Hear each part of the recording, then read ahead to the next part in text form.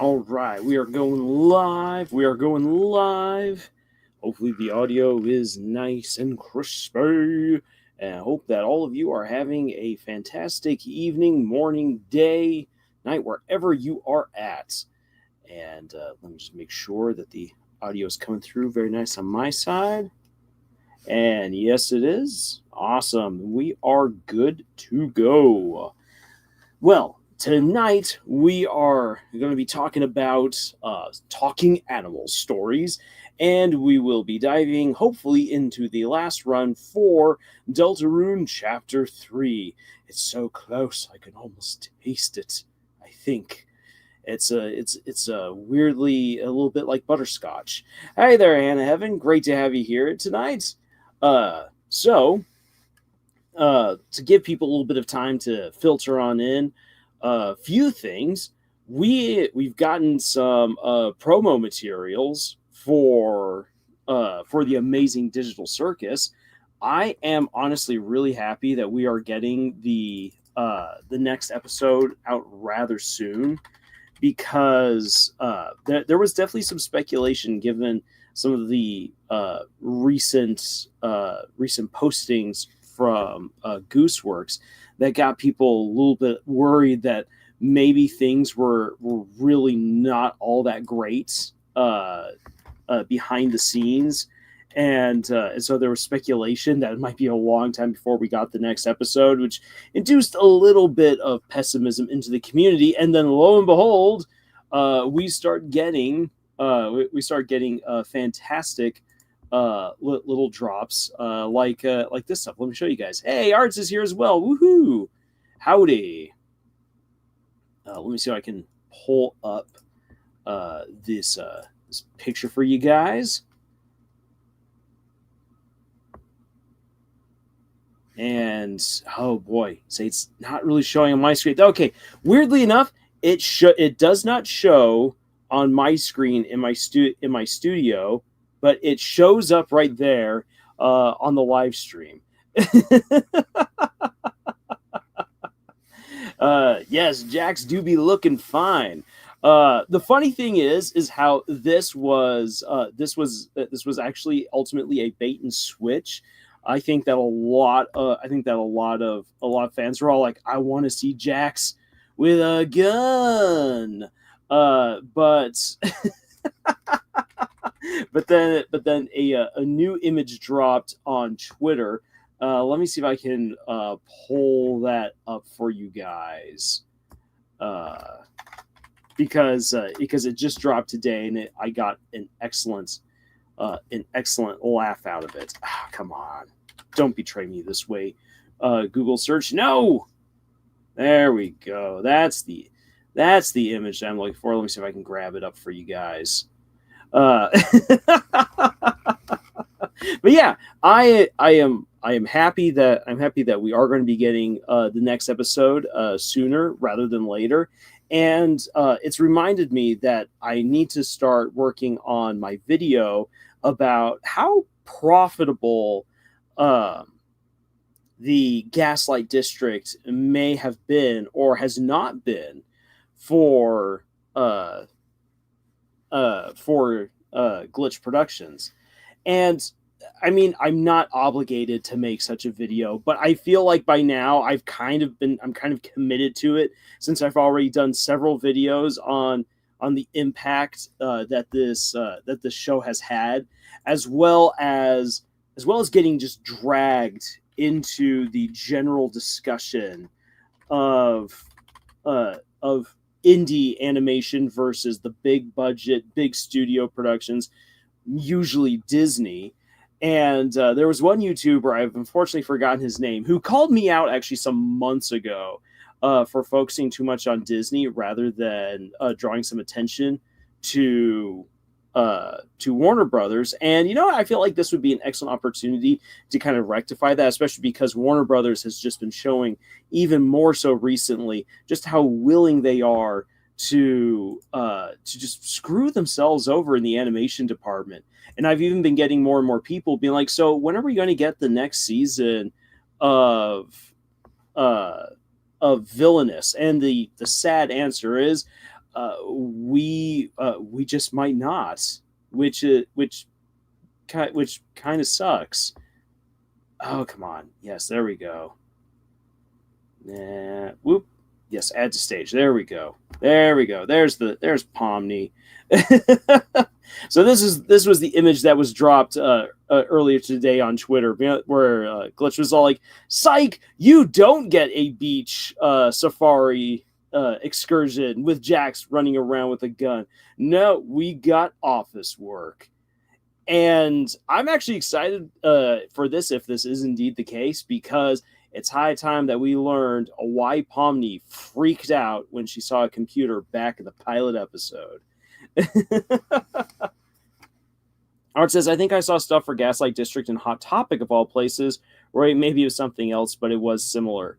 I don't yet know if they're at Hot Topic, but I do know that Murder Drones merch is now all over the place at Hot Topic. Hannah says, I love his fishing outfit. Wait, that's a rancher. Say, if we come back on over here, I would say that it's more of a safari look. Just because he's got the short shorts, the short khaki shorts, and then that hat. Looks very safari-esque to me. Take a good drink of water right there. And taking a drink of water right as I bring up Jax, that is arguably his hottest. Ooh, oh, thirsty. Jax, you're making me thirsty. So,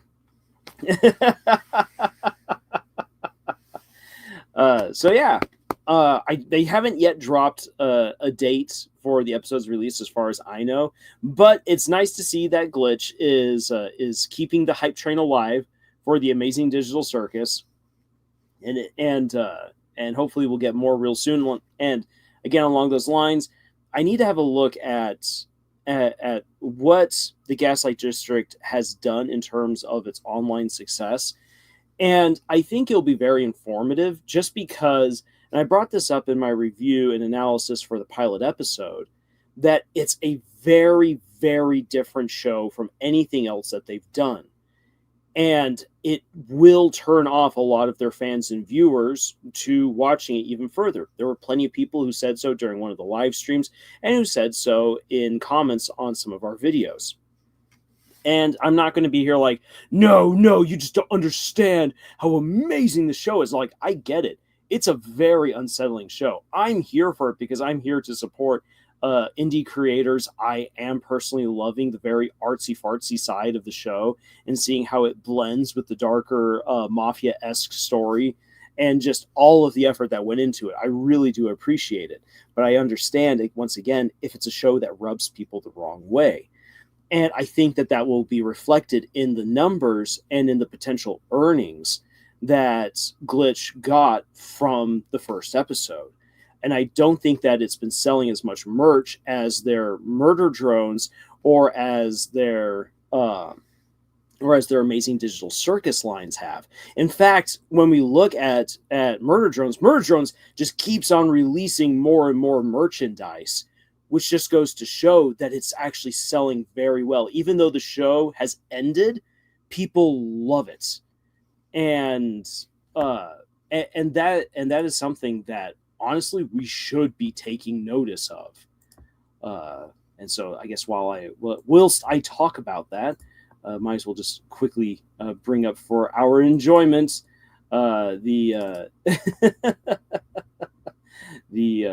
some Murder Drones, some Murder Drones footage. Oh wait, that was from the very long stream. Okay, there we are. There's the classic live stream footage. Aha! I am not as well prepared for tonight as I had hoped I would be. The riot, so a bit of a family emergency in the morning, followed up with like sudden inspiration to write for one of my books, and I was just like, yes, as the inspiration flowed for a very insane chapter. Think Fever Dream in Moscow with Vladimir Putin's face on a sun on the sun, much like the baby's face in Teletubbies. Yeah, that's what I was writing earlier today.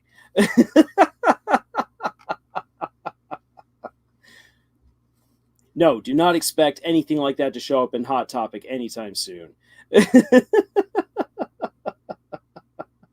But yeah, I feel like Glitch won't really mind if the Gaslight District doesn't perform on the same level as Murder Drones or as the Amazing Digital Circus, so long as they know that they can continue to sell excellent merchandise for those two shows, and that the Amazing Digital Circus still retains at least like a 30 to 40 million view count for its next episode. Because if it does, that really then will communicate to them that people love the Amazing Digital Circus, that that's what they really want, and that they're going to support Glitch for that. And that support allows them to continue to then fund some of these more ambitious projects like the Gaslight District and like Knights of Guinevere, which is very likely going to be its own super intense show that might not be necessarily for everyone, even though there are a ton of fans for Dana Terrace.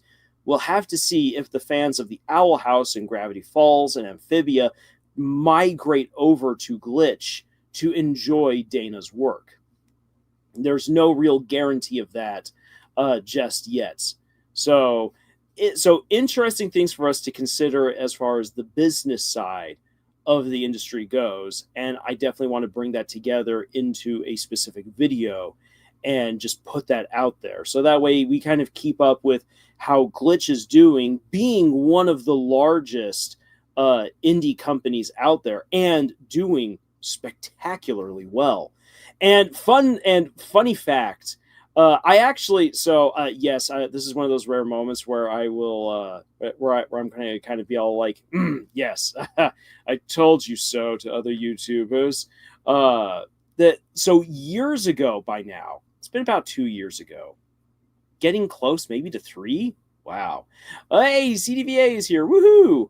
But probably about 2 years ago, I reached out to one YouTuber and I said, hey, I was like, your analysis of what's happening in pop culture right now is pretty good, but I feel like you're missing on the indie animation side of things. It's way bigger and way more influential than you realize.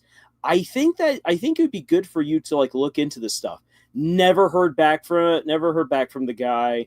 I'd even tried to like reach out to him and his team earlier because there were things that they were getting into as far as like behind the scenes stuff with Disney. I'm like, I'm not a Disney employee, but I actually know better what's happening behind the scenes because that is actually in my wheelhouse as a historian. Back when Disney started canning their archivists over at Disney World, that was a move to allow them to basically say oopsie doopsies when stuff starts getting destroyed, because the current administration over at Disney would love to get rid of certain things that they deem problematic from the Disney company's past. However, even though companies own what they do own, there is massive pride and some legal precedent behind preserving historical records. It's actually very important for companies to preserve their history. It's one of the lesser known aspects of running a business, is that you need to maintain a history of your business, not just financially, but anything that you've created, jobs that you have fulfilled, contracts that you've had. That's all a part of your history. And if you're in the entertainment industry, your history is even more vast than many other companies, or at least far more tangible and more interesting to a lot of people. And it's an aspect that you can even bank on and get more revenue off of. So entertainment companies have an incentive to preserve their history. And it's really, really sad when companies start erasing that history. We've seen it with Warner Brothers, we've seen it with Universal, and it's been very apparent with a company like Disney. And so I was like, hey, I actually know some of this stuff. No, I'm not a worker there. I'm not a Disney employee, but I know what it's like to work in an archive. I have expertise in that. So if you want information about what could be happening within the Disney archives, I can tell you some stuff. And never heard from them. They never never got any comment on my stuff about indie animation. How indie animation is paving the way forward in many different regards. About 2-3 weeks ago, I popped back onto this guy's channel. I've fallen out with him. I'm like, whatever. You have gone in some weird directions where politics is now as much your purview as talking about entertainment. In my opinion, politics and entertainment should not cross unless we're talking fictional politics. Yes, that is where it's at. Fictional politics. But I decided to pop in and see how the channel was doing. And the very first video that I ended up watching was one where they're like, Disney has managed to get the very first contract where they will be able to show on a streaming platform their show while also showing it on Disney. Only Disney could have gotten this. And I'm like, no. Actually, rewind a little bit. The Amazing Digital Circus by Glitch Productions and Gooseworks. Very first ones. Olin Rogers even brought this up about how important it was that the Amazing Digital Circus got picked up by Netflix, saying this will open up the doors for so many other shows to be simulcast on YouTube, where independent creators can have complete freedom and get extra revenue while also supporting online streaming services. Hallelujah. Thank you, Glitch Productions, for making that happen. Disney would never have gotten their deal with Cocomelon. Cocomelon. They would never have gotten that deal with Cocomelon if it had not been for Glitch Productions, Gooseworks, and the Amazing Digital Circus. And now, the same kind of offer's been given over to Murder Drones over on Amazon Prime. So, I mean, Liam Vickers suddenly gets to have a second bite at the cake, even though this show is already done. So big things are happening thanks to indie animation, and it floors me that there are people who are not paying attention to this, who like to straighten up their ties and be like, yes, I know what's happening in the world of entertainment. I, over here at Camille's Harem, I only know what's happening in my little corner. But because I pay attention to indie animation, I definitely can correct these bigger YouTubers on, nope, this is actually what's going on. Art says, oh, yes, and you remember the past in order to learn from it. Erasing it doesn't make the stain go away. Exactly. CTVA says, would you say it's because indie animation gives creatives actual freedom instead of being profit first? I would say that has a huge role in it. Now, something to consider. This is something to consider, for instance, with Glitch.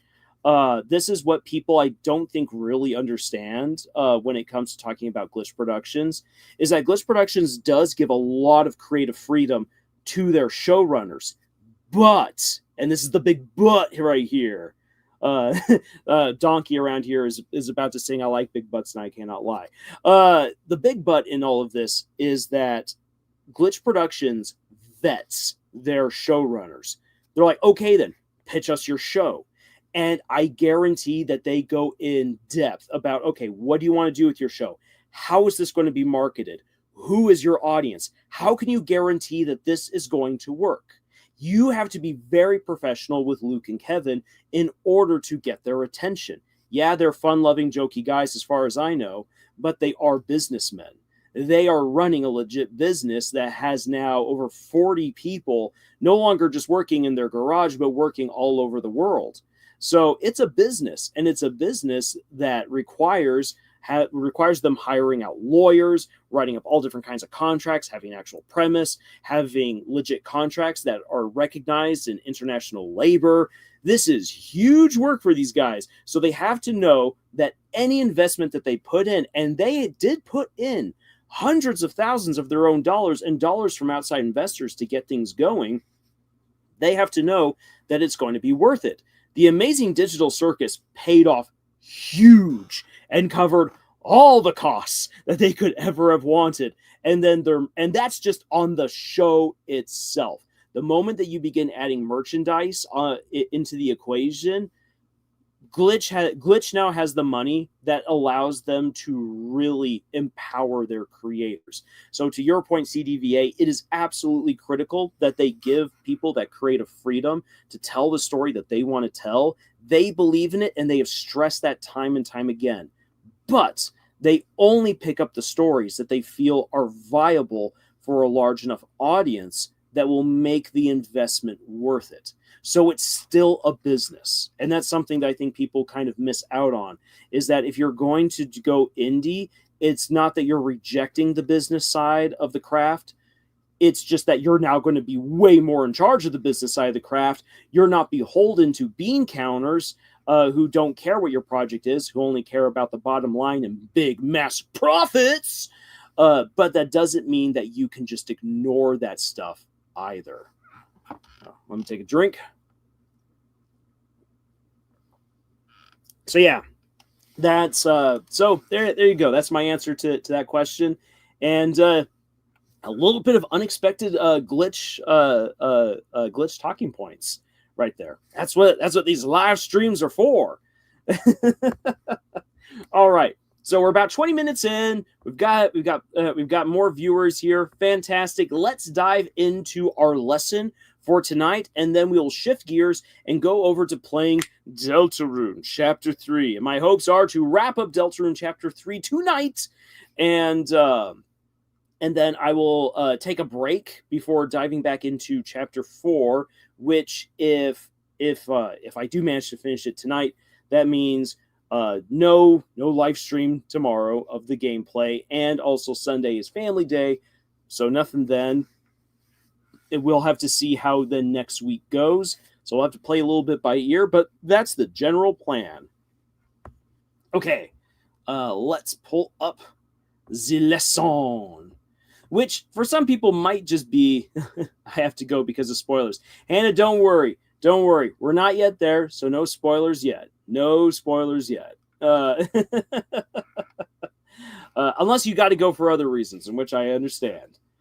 Now, for our lesson, using talking animals in stories. Some people might be a little bit disappointed that I'm not going to be coming out with some big secret that's going to make these kinds of stories absolutely amazing, because animal talking stories are not so much a genre rather than an aesthetic. And one of the things you need to understand about genre versus the aesthetic is that genre is mystery, drama, romance, action-packed, thriller nights, fantasy, sci-fi. That's the genre, this huge encompassing umbrella. Now, aesthetic deals with how a story looks. That helps to evoke or complement various tones and atmospheres within a story. You can tell almost any story you want to tell with talking animals. But by using talking animals, you've created an aesthetic that will influence how you tell the story, or who is it that's going to be engaging with your story. You can tell a murder story, you can do a murder mystery, you can do a rom-com, you can do a romance, you can do a drama, you can do a thriller, you can do action, you can do sci-fi, you can do fantasy, you can do adventure, you can do steampunk, you can do cozy, you can do anything with talking animals. But by using talking animals, it will change some things. It's kind of like if you go on over to this is going to sound dumb, but hopefully you guys will be able to catch this. It's like going into a casino. You may not have gone into a casino or not, but casinos are casinos. You go there to gamble and lose money and feel empowered somehow by the euphoria of losing your money. Different casinos will create a different aesthetic depending on what they want people to feel like when they are there. It's a casino. You're still gambling, you're still losing your money, but that casino could either be bright, big, and beautiful and just awe-inspiring. It can be dark and secretive. It can be a maze to get you lost. It can be catered more towards the food and the entertainment, so that way you are distracted while you are losing your money. The aesthetic of the casino pulls in different people, but a casino is still a casino.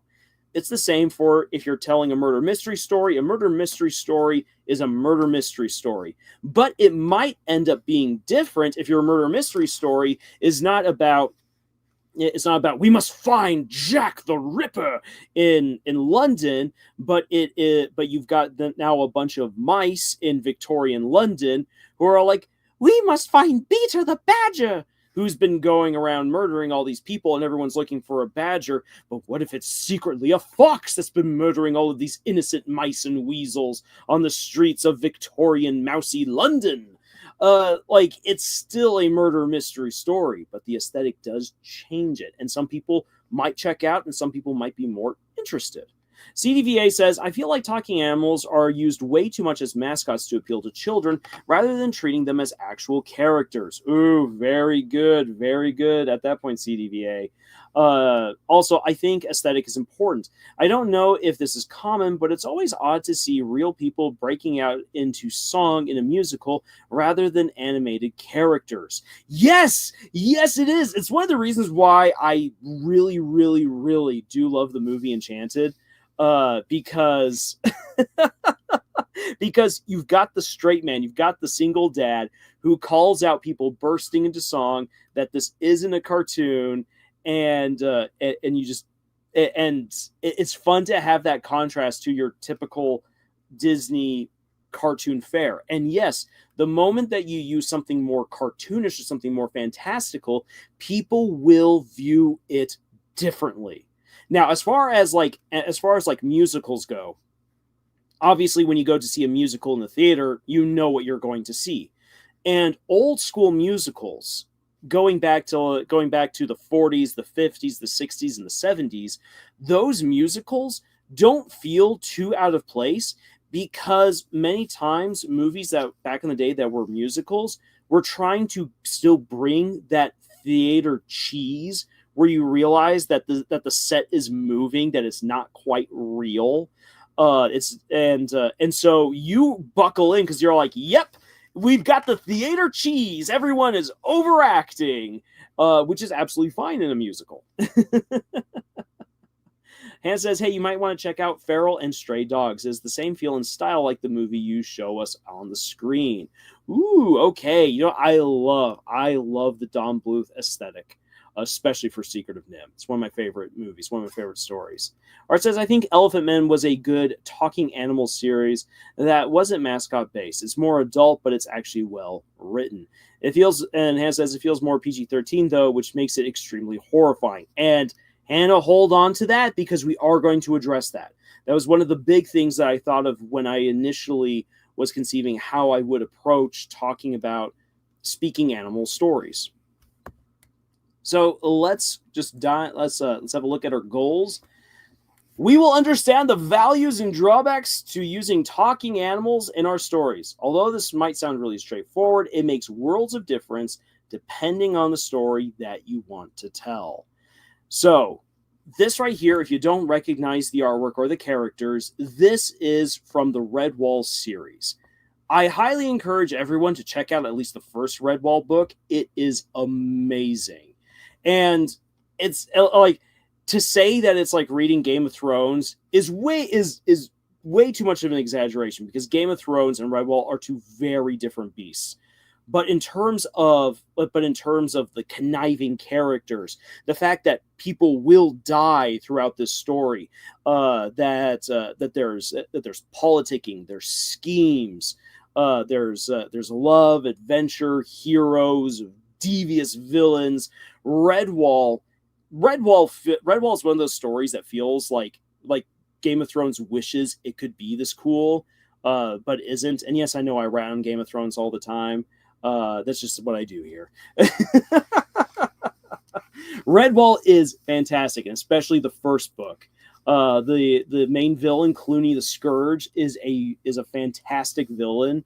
The siege that the rats puts Redwall Abbey under, is actually very believable in terms of even like real siege work and real siegecraft.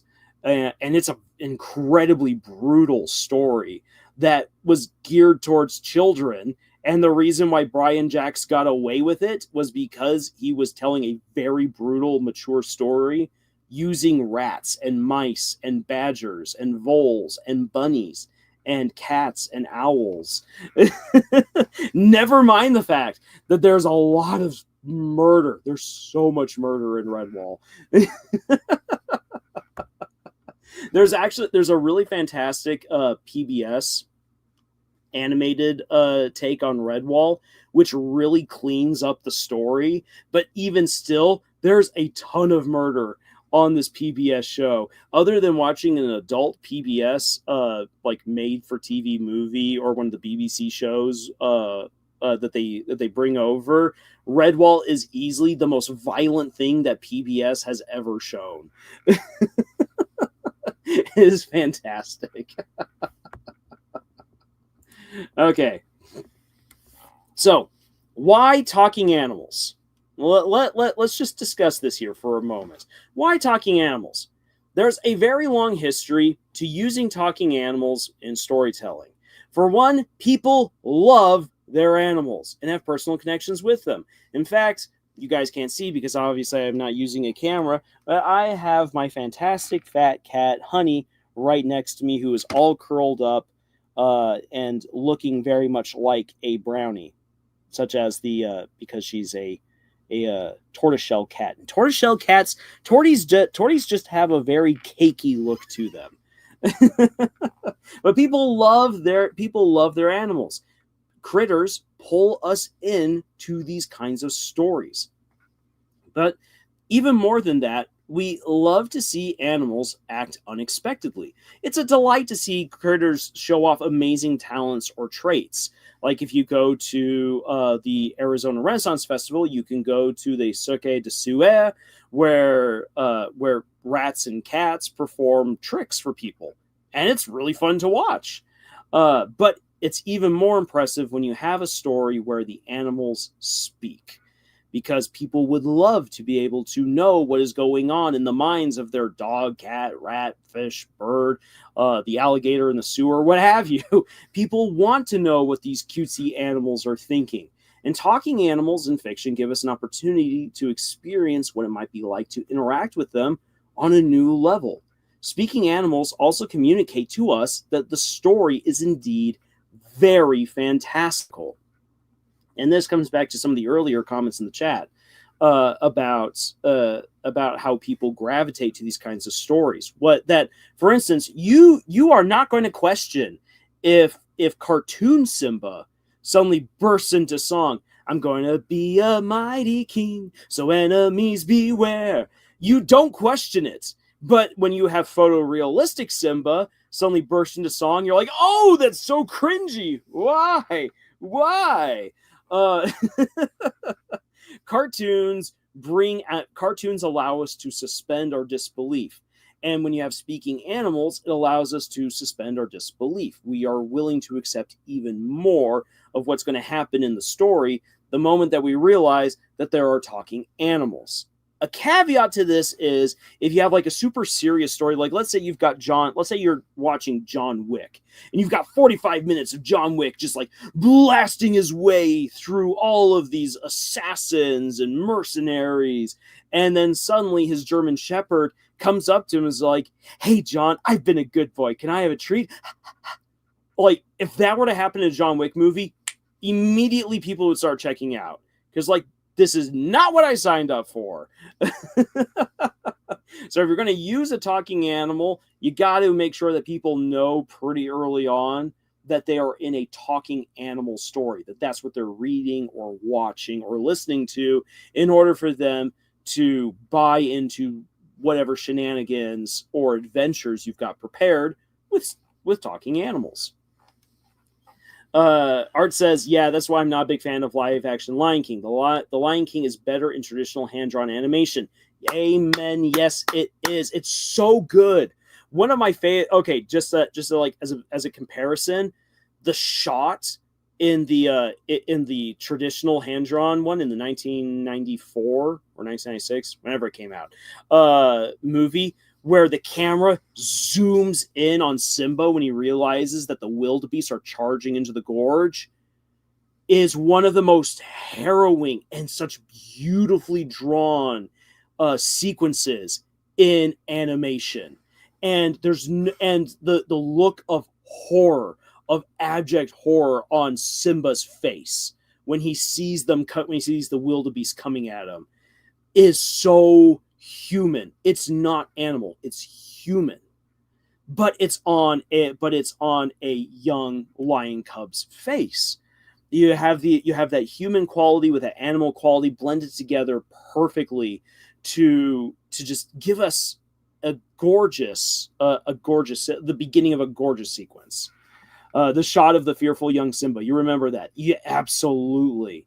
It's so good. And there's no way that photorealistic Simba could ever capture that, because you're missing the shading, the wide anime style eyes, and then the human esque features to how his mouth drops down, while at the same time you have the cat reflex of the ears going back as the cat instinct takes over of this is dangerous.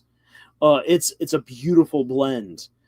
So yeah, that again, this is something very powerful that hand-drawn animation brings to the table. But again, with talking animal stories, you can blend those human emotions and reactions with what you know of animals, how an animal might react in a situation. You can blend the two, and it just hits hard. Because people recognize those two forms of body language, and now they're being merged together. All right, let me take a quick drink right here. All right. So, pros to an animal talking story. Pro number 1, you instantly catch the attention of kids and pet lovers. Now, this will lead into one of the cons. And this, again, has already been brought up here by Arts. Actually, it wasn't just Arts. Let's see here. Maybe it was just Arts who brought up that people immediately assume that talking animal stories are for kids and not for adults, when they can absolutely be for adults. If we pop back on over to The Secret of NIMH, while The Secret of NIMH definitely speaks to children, it's a children's movie. That movie is so deep and dark with an adult lead that it obviously is meant to speak to the adults. Adults are meant to watch The Secret of NIMH and get it even more than the kids do. So, but in any case, you immediately grasp the attention of kids and pet lovers, which means that you already have a built-in base for your story. Woohoo! Now you just got to keep them with writing a good story. Also, again, you have to know your audience. You have to know who you are writing to. If you're writing to kids, awesome, you write to kids. If you're writing to adults with talking animals, you have to know how you're going to adapt what people immediately think is kidsy and show that it's mature without having to lean into being absurd. Because if you go the route, for instance, of like Family Guy, where like, we're mature, haha, let us now crack a bunch of very inappropriate jokes, you're going to actually lose a very large segment of your potential audience, because not everyone is into that kind of humor. So that's again another important note. Then another thing is this: you have complete freedom to do whatever you want. This is fantasy. This is something that I think people don't quite grasp when it comes to talking animal stories, because so many of them are set really far in the past, like The Land Before Time, which is great, or Redwall, which is medieval times, which is great. But there are so few stories that have talking animals in either in modern times or in futuristic times. Arts brings up, do you remember We're Back, a dinosaur story? That is an excellent example of breaking the mold where the talking animals are in the present. And Art says it was so weird. It is a weird movie, but I kind of really like it. Or I should say, like what I really do enjoy about We're Back is when Professor Screw-Eye starts becoming more of a figure within the story. He is such a demented villain. Holy cow. And I love his ending. And I also love his hubris, that he thinks that he can control monsters. Oh yeah, sure, I can control dinosaurs. Dude, you just unchained a Tyrannosaurus Rex. Good going, you. Steve says, ironic how shows, especially animated, sometimes think they need to be super raunchy and swear a lot to seem mature and adult, but just end up attracting kids to the show all over again. Exactly. I think here's actually an interesting example. Futurama. One of the things I love about the culture around Futurama is that from the get-go, Futurama was making fun of so many people who ended up liking the show before they even started liking the show. Like, ironically, the show was made for people who were going to make fun of the people who ended up liking the show. It's really weird.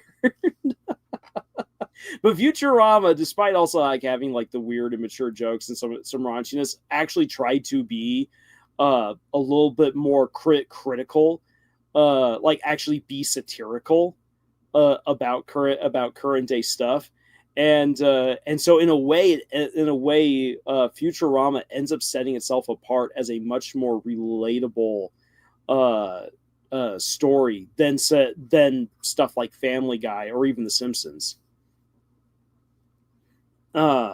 Art says, yeah, and he only dies because the birds decide to turn against him. Yeah, Professor Screw-Eye getting eaten by the birds. That was fantastic. As a kid, that scene stuck with me.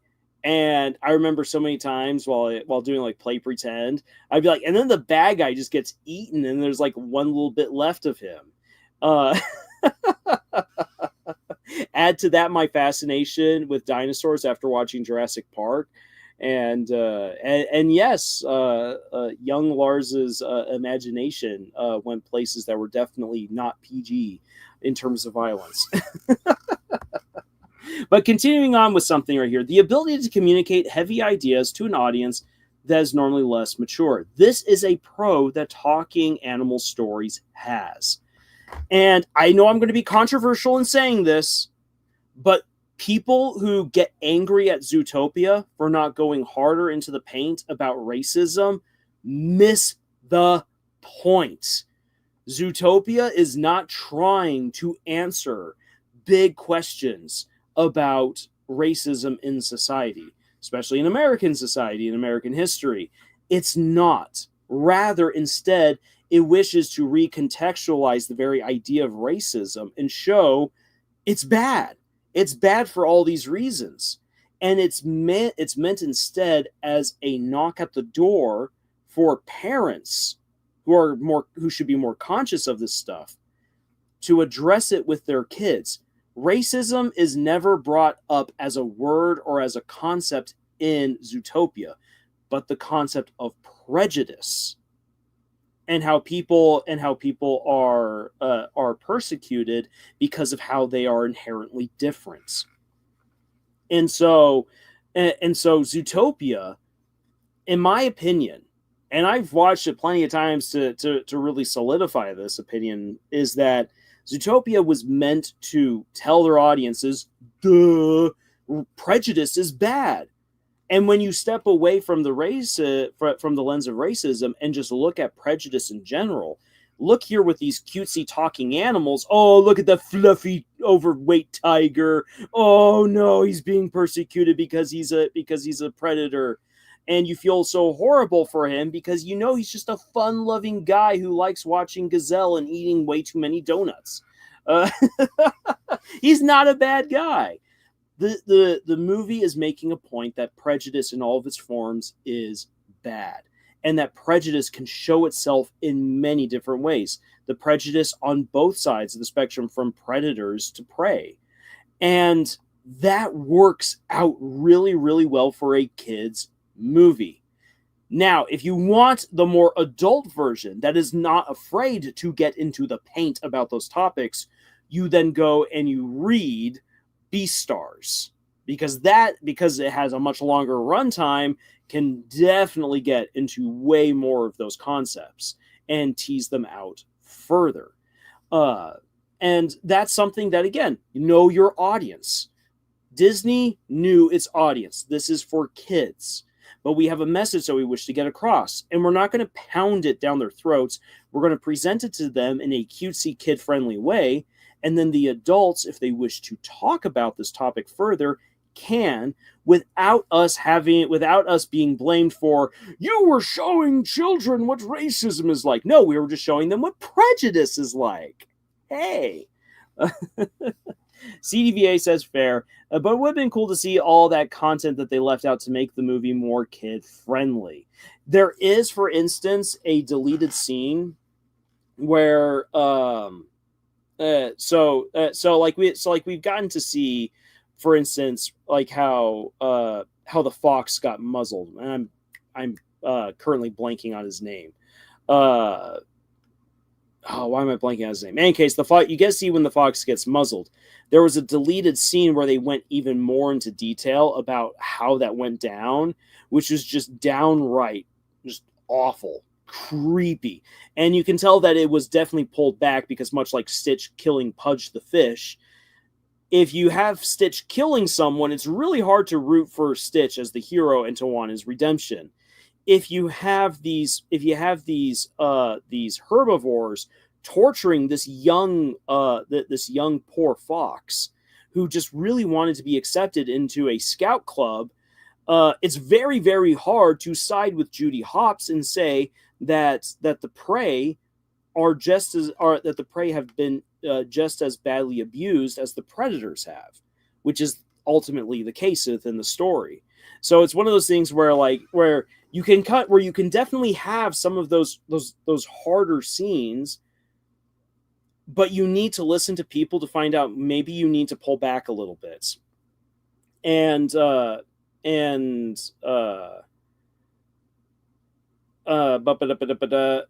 see here.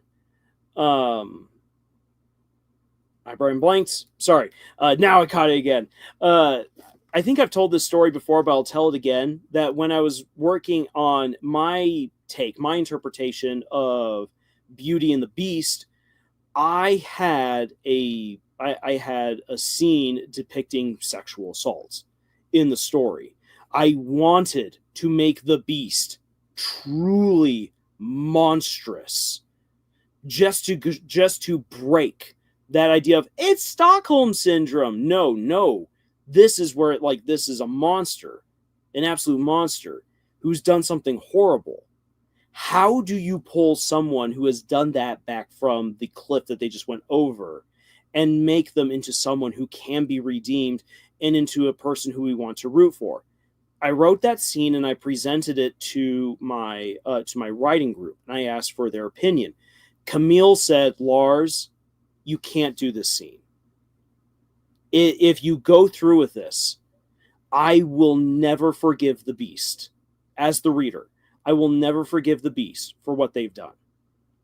You can't go through with this if you want to keep me as a reader. You can have the scene be dark and intense. You can communicate the violence that's inherent in the scene, but please do not go the route of sexual assault.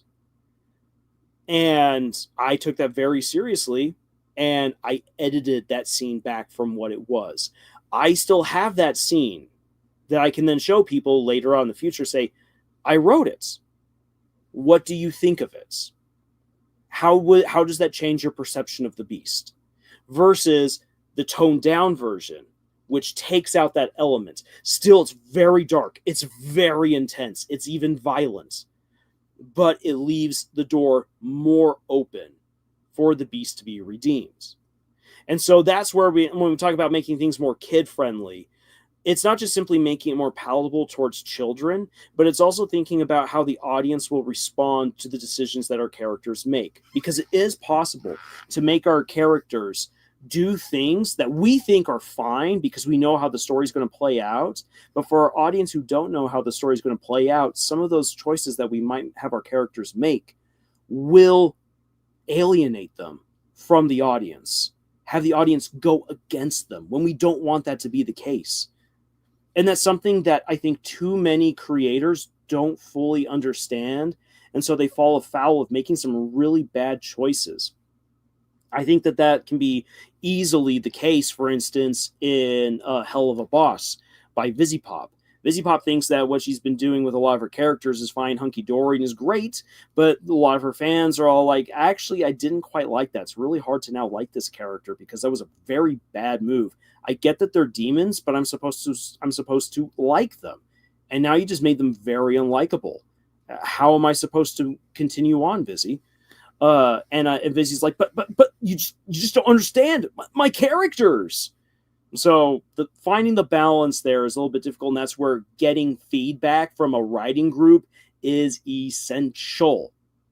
So getting that feedback, coming back to the ability to communicate heavy ideas to an audience that is normally less mature, you definitely want to run by people. Is this okay what I'm doing? I wish to communicate something a little bit heavier within my story. Can I get away with this? And I've got the Land Before Time right here. The Land Before Time, like 15 minutes into the movie, kills Littlefoot's mother. And it's an intense scene. And you can see in the shadows of the fight, because you don't see the T-Rex bloodily ripping out Littlefoot's mom's back. But if you're paying attention to the shadows, you can see the T-Rex mauling his mom. And it's really, really traumatizing. And yet it's still something made for kids. Yay! It's one of those movies that tried to communicate to kids that loss is real. It's very real. And Littlefoot basically gets to go through all the stages of grief in the movie. It's intense. And it's made for kids. It's kid-friendly. Now, CDVA says, I see Deltarune in the title. I won't spoil, but I'm sad we didn't get too many more crumbs for shipping brain rot. Well, from what little spoilers I have seen online, I don't know. I think that there's definitely some clues for shipping brain rot there. But let me just say this. Once I've completed chapters 3 and 4, I first want to do videos analyzing the stories of those chapters, and then we'll dive into the shipping. I definitely want to talk about the shipping, but let's be honest, it's the story that holds up the characters and makes us like them. If you're just in the game for just the shipping, I guarantee it's not going to be as much fun. Yes, during the playthroughs, I've been looking for those shipping moments. But I've been loving Chapter 3 for the mini games, for the bits about the divorce, what happened to the Dreamer family, the Death's lore drop. Holy freaking cow! So much going on. Anyways, moving on. One last thing as far as pros go for animal speaking stories or speaking animal stories. These stories are far easier to remember.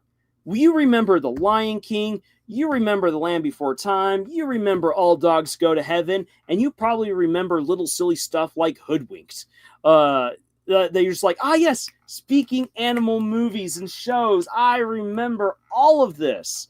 Whereas there might be other shows that, yeah, sure, you really enjoyed, but maybe it becomes a little bit harder for you to recall them as time goes on.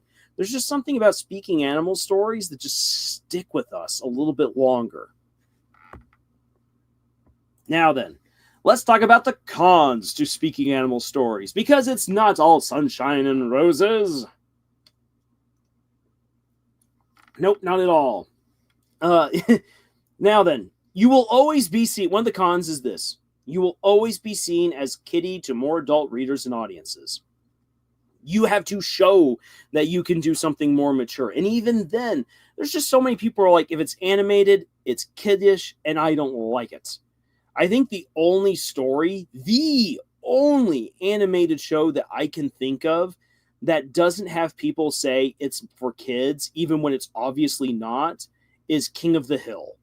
I think King of the Hill is the only cartoon show to my knowledge that people know it's not for kids. But like even like BoJack Horseman, like people who know BoJack Horseman are like, do not have your child watch this. But there's still people who are all like, talking horsehead. Yeah, I'm gonna put my kid down in front of this. It's like, don't you see the beer in his hand? Oh, what could it be? It's a talking horseman. Oh my gosh, no. And see, that's the problem, is that if it's animated, even South Park, for crying out loud, South Park is not meant for kids. We have known this for decades, and still people plop their little children down in front of South Park to have these foul-mouthed kids babysit their children. Oh, meine Güte. No. Ignorance is the bane of storytelling. Amen. People see animated and they immediately have misconceptions about what the story is. It's very, very frustrating. The other issue is this: furries. Need I say more? Yes, I do. Thing is this: the furry community is not inherently evil or awful or going to go on out there and destroy civilization as we know it. In fact, people who have wanted to turn into animals or have liked the idea of becoming animals has existed for millennia. It's how we have stories of selkies and mermaids and kitsune folk and all that kind of stuff. It just is.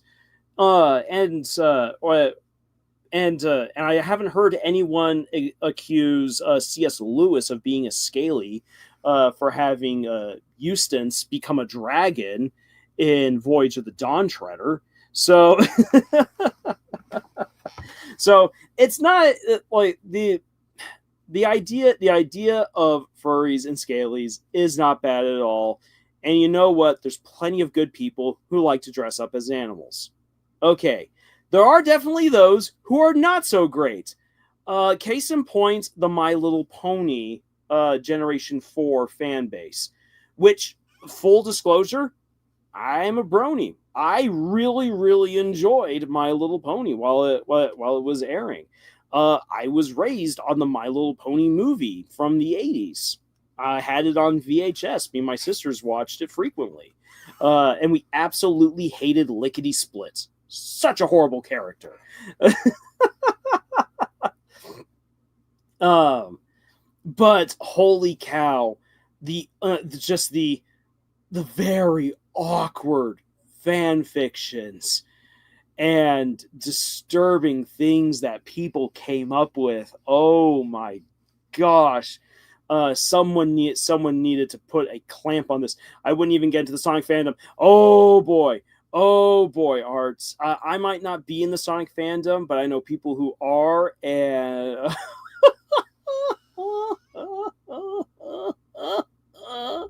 oh boy, we will definitely get demonetized when we re-upload here our reading of Sonic High School. Oh boy. Marilyn, of course I join and immediately see a fursuit. Welcome to the stream. Yeah, and here's the thing. You, as the author or creator, are not responsible for what your fans do. I think you are responsible for encouraging people to be polite, to be considerate and respectful, to not take things too far. I assumed you've heard of that Chan person. Yes. In fact, I know of a number of people from the My Little Pony fan base who are real monsters. Yikes. Yikes. I just have to say, Bob's Burgers has a great episode poking fun at the brony community and what it became. Yes. It's one of the very first episodes I ever saw of Bob's Burgers. Marilad says I probably got to go, though, because I'm in a voice chat doing stuff. I had to stop by and say hi. Well, Marilad, thank you so much for dropping by and saying hi. It means a lot. Hannah says, yeah, it's that bad in the past. Yep. Yeah, it was that bad in the past. Sonic fans, CDVA, are definitely a different breed. Now that you don't want to go out of your way and just badmouth all of them in general, because there's plenty of good people, plenty of great people within those communities. But it is something that you have to accept will happen if you get discovered as a creator of talking animal stories. And again, I think that's just incumbent upon the creator to encourage people to be their best and most respectful selves. And I think that helps out a lot. But you do not have any control over how the fans will react at the end of the day.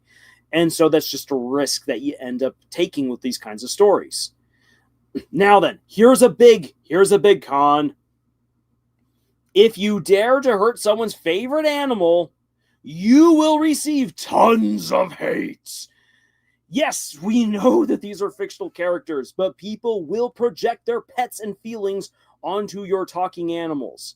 If you are going to have a talking dog die, you better be prepared for people to be angry about that. If you're going to kill a talking dog, you better have a dang good reason for killing that talking dog. Because people will not find that okay. Don't you dare hurt my talking animals. If the animal in question is a villain that you intend to kill, you need to make sure that they're plenty villainous. Like Carface from All Dogs Go to Heaven.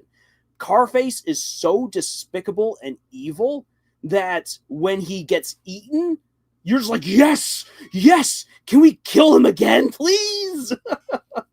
But if you don't set up a villain as a proper villain when you have a speaking animal story, you will get hate and backlash for killing said animals. That's just the way that it goes. Because again, people love their pets, people love their animals, and they will project onto your talking critters. So that's just something to bear in mind when you write these kinds of stories. Art says, most are, but like any fandom, there's the exceptions. Yeah, the exceptions. Yikes, like the exceptions that write stuff like Sonic High School. Oh, my soul, there's a part of my soul that is permanently withered from reading that fanfic. Master ITH says, I'm wishing I saw this earlier, but something worth mentioning. I actually did the Trope Workshop entry for Monster Allies. Hey, fantastic. Woohoo! So, let us then proceed to our final slide. Ta-da! Now, the reason why this is the final slide is because, as I said earlier on, talking animals is more of an aesthetic than it is a genre. And as such, there's no real concrete rules of what makes it work and what doesn't, other than some of like the very obvious stuff. Like I said, of if you're going to have talking animals, you need to let people know early on in the story that you are going to have talking animals. If you have a John Wick style story and 45 minutes in, the dog starts talking and asking for biscuits, people are going to snap out of the story. Their suspension of disbelief will be shattered, and you're going to permanently lose most of the audience because you didn't make it clear that they're going to be talking animals earlier on. One of the very rare exceptions to this is the movie The Last Action Hero with Arnold Schwarzenegger. But the thing of the matter is that in that movie, the main character, the little kid, pops into the movie with Arnold Schwarzenegger, and it's a movie that's an amalgamation of all these other cop movies. And so then when you see a cartoon cop cat, you're not questioning it because you know you're in a movie. You're watching a movie about a person who fell into a movie. That's one of the very rare exceptions where people get away with that. But otherwise, no, you need to establish early on that this is a story with talking animals, and that's basically one of the few rules that I can actually think of. Maybe the only rule. TV account is here. Hi, sorry I'm late. Did I miss anything? Well, TV account, unfortunately, you missed You missed a discussion about the business side of Glitch, which was fun. If you haven't seen, the promotional art is already coming out for the next episode of the Amazing Digital Circus. Hope you watch it. And then we've been talking about talking animal stories, the pros and the cons. And again, for anyone who's watching this, if you missed anything and you want to go back, this live stream should be up for anyone to watch afterwards, so long as I don't break any copyright laws. Now then, the reason why I have this particular slide up, but if you're willing to be bold, the reason why I have this slide be the last slide is that I want people to be bold with their stories if they're going to do talking animals. And the reason why I say that is because we need more talking animal stories that can either be mature or that can speak to very wide audiences. Think of The Lion King right here. Just such an amazing movie. I love this movie as a kid, and it's still a great movie as an adult. The thing is that you have Shakespeare's Hamlet adapted to be played off by talking animals. And it's great. It works. It's Shakespeare, but with animals. And it doesn't, and it not in a cheesy way, but it plays it straight. You have Scar killing Mufasa on screen. You have the whole chasing after the, again, coming back to the whole wildebeest chasing after Simba, just how shocking and horrifying that moment is. The final battle against the hyenas, so some of the conniving, and just the great scene that's just so beautiful. So like it makes you emotional watching it when Simba confronts his father and has the vision. Is just so beautiful. And you could not have that scene if you played it cheesy. It played it straight. It knew it was going to be a Shakespearean story, and that's what it decided to be. But it combined the heaviness of Shakespeare with amazing Elton John music and with very colorful, fun characters. It's incredible. Disney, why can't you do this again? Tyler Goodman's here. How about Strays is a R-rated talking animals about who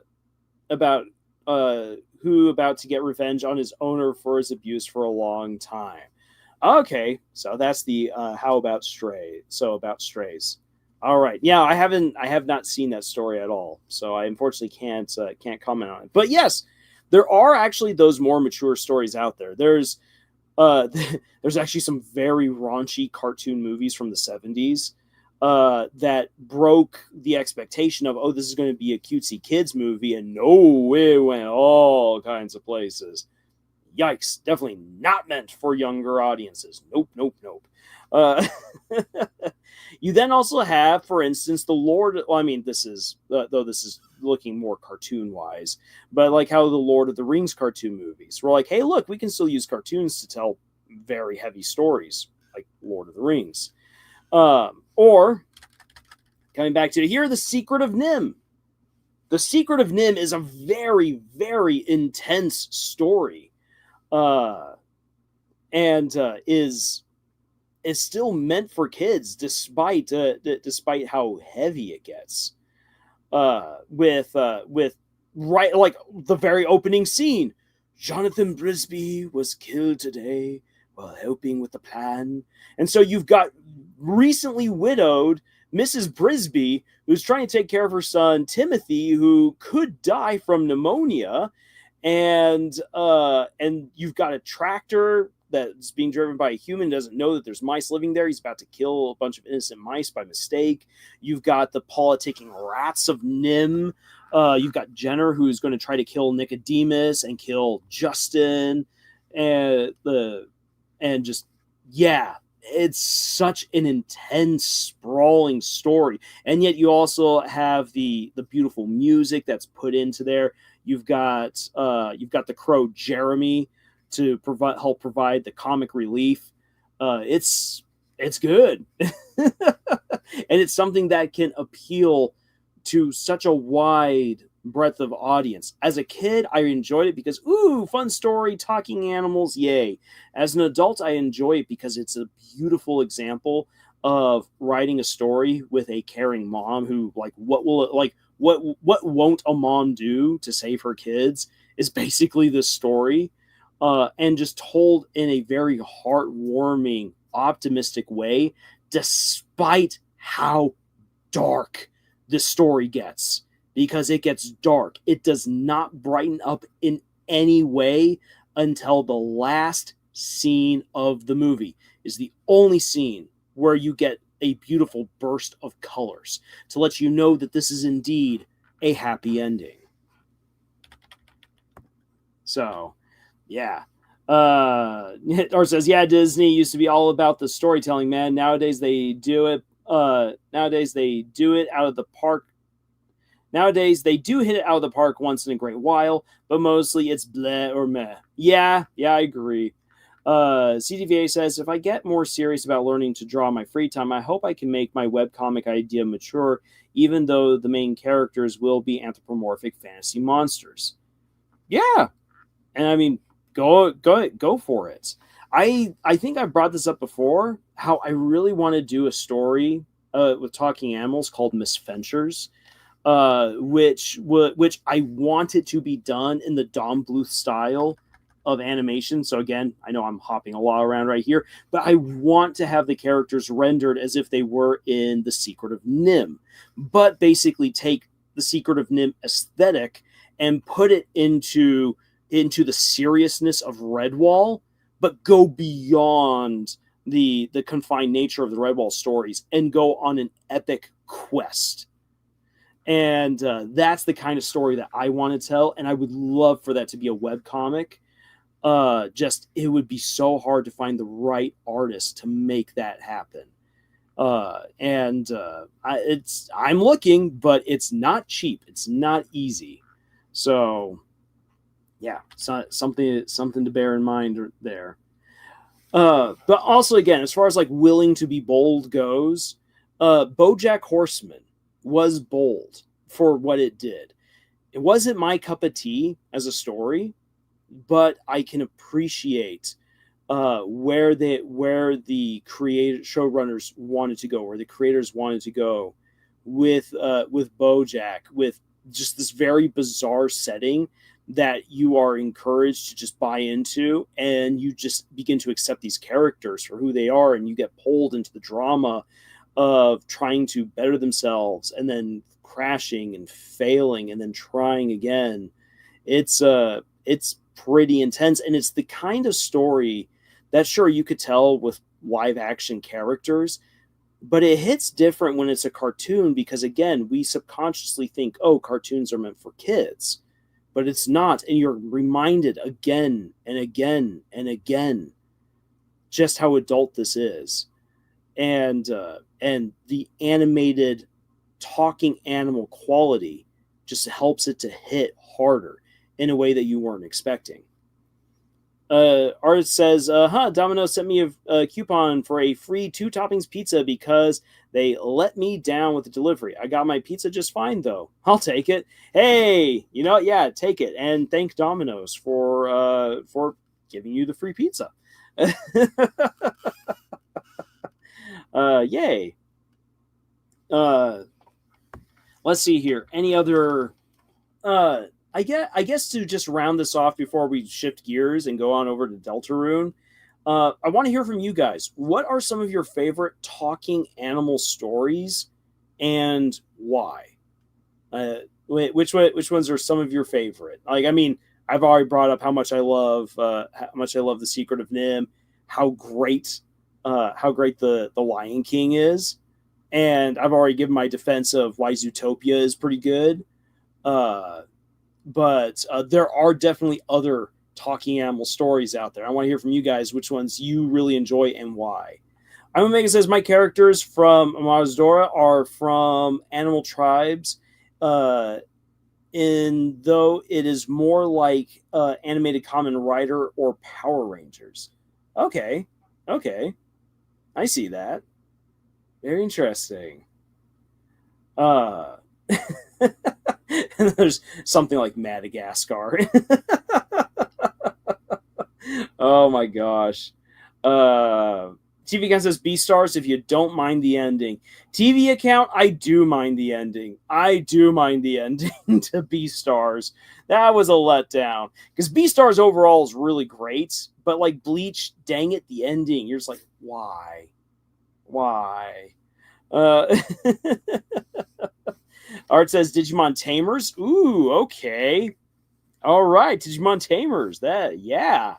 For the more adult themes and the D Reaper. Okay, yes, because yeah, Digimon Tamers is intense. Is definitely far more adult than a lot of the other Digimon stories by far. CVA says Beastars is crazy good even despite being rushed. Most people see furries and choose not to watch. Yeah, exactly. You know, it's a really good, intense story that really thinks things through. What's all going on? And it says, I was enjoying Stray Dogs. It's about a group of dogs that have short-term memory loss and are all kidnapped by men that kill the dog's owners. Oh boy. Stray Dogs. Or says, I binged Beastars in a week. Dang, it's good. And I didn't know the VA for Akari did the... Really? Oh, I did not know that either. Wow, that's interesting. Yeah, I'll be honest, I never liked the bunny throughout the entire story. I get, yes, that she and Lugosi are supposed to have a whole thing. I love Lugosi. He's a fun character. He's really, really good. And his backstory, the backstory of his family is absolutely tragic and beautiful all at the same time. Holy cow, poor Lugosi. It's just, oh, I love the aspect.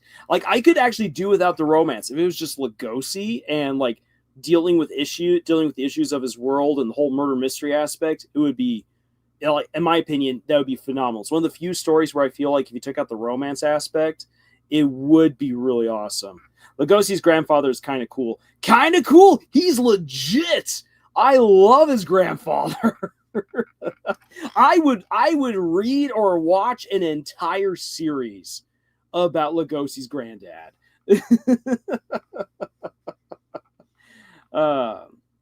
The story would have been way better if Haru the rabbit was removed and Lugosi had romance with Louise. I'm not sure about that, CDVA. I know that the shippers absolutely do. Oh boy. I mean, there's a lot of romantic tension between the two of them, let's be honest. But again, it's a story that I personally will argue if you took out the romance aspect, at least for Lugosi altogether, it would be a stronger story. Yeah, Haru just kept on getting on my nerves time and time again. Hannah says, then in Feral, a comic about indoor cats, it is trying to adapt and survive from a rabies outbreak. Oh my gosh. Oh my gosh. Oh, that's so creepy. That's an interesting premise for a story right there, Hannah. Sierra says, I may be a shipper, but Haru felt a little annoying. Oh, yeah, she was definitely more than a little annoying. Now then, I don't know how many of you have ever read these books, but these are fun. Bunnicula. Yes, Bunnicula. That is a great opening to a series about so you got a dog and a cat who they don't talk to their owners, but they talk to each other, and the story is told from the perspective of the dog who wrote out the whole story and then submitted it to a writer. If I remember correctly, the writer is having a writer's block and so doesn't know what to write. And so the dog just shows up and then gives them the book. And so they publish the book. And the story, at least the first book, is all about the cat and the dog not understanding what this new pet that's been brought in, this bunny, and they think that it's a vampire, and so they're trying to figure out how to murder the bunny. But it's like, it's a vampire. How do you kill a rabbit vampire? And so like they try to like make a steak out of a carrot. Oh, it's so good. It's such a fun book. Uh, R says, I genuinely thought Lugosi died, but was relieved when I learned that's not the end. Yes. Amai says, no, No Evil is technically a talking animal story. Yes. Yes, it is. That's a good point. And for anyone who wants to see a good talking animal story, go watch No Evil.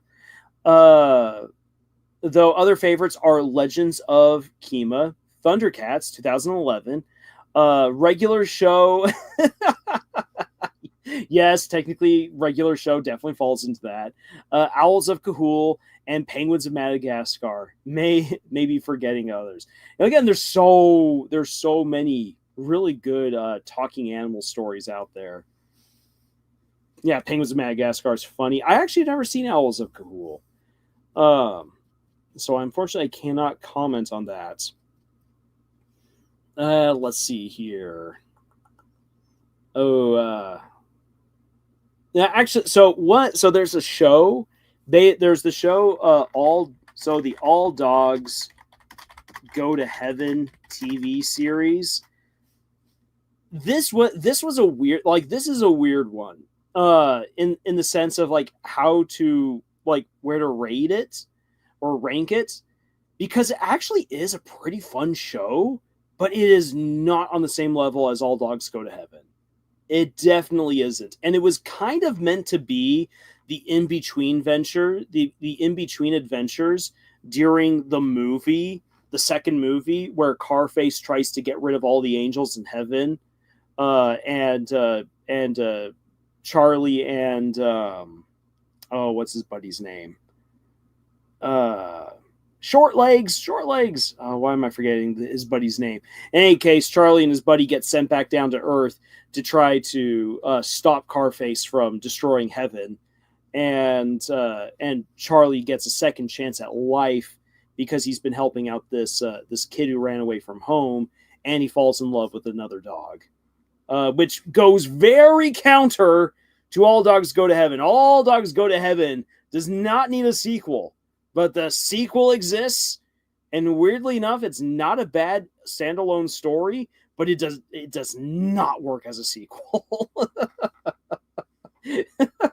That's why it's so weird to rank where the show should go, because the show just elaborates on the second movie in a fun and interesting way, but it's to a sequel that never should have existed, that does not connect at all with the first movie.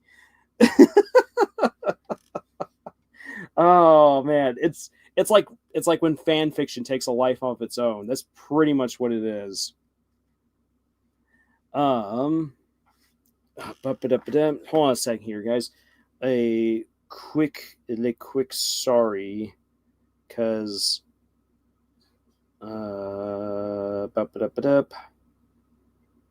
because of that fan.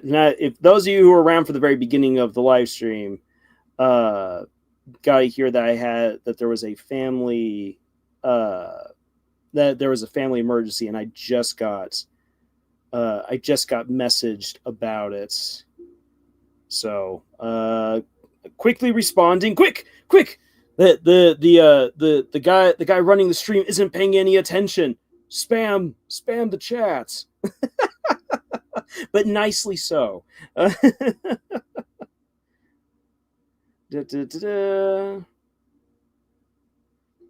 when it's a family emergency, yeah, you got to be like, nope, family does come first.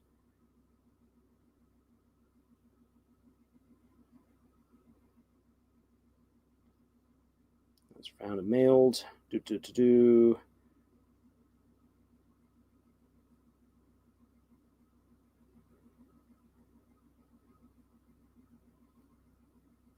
All right. Okay, there we go.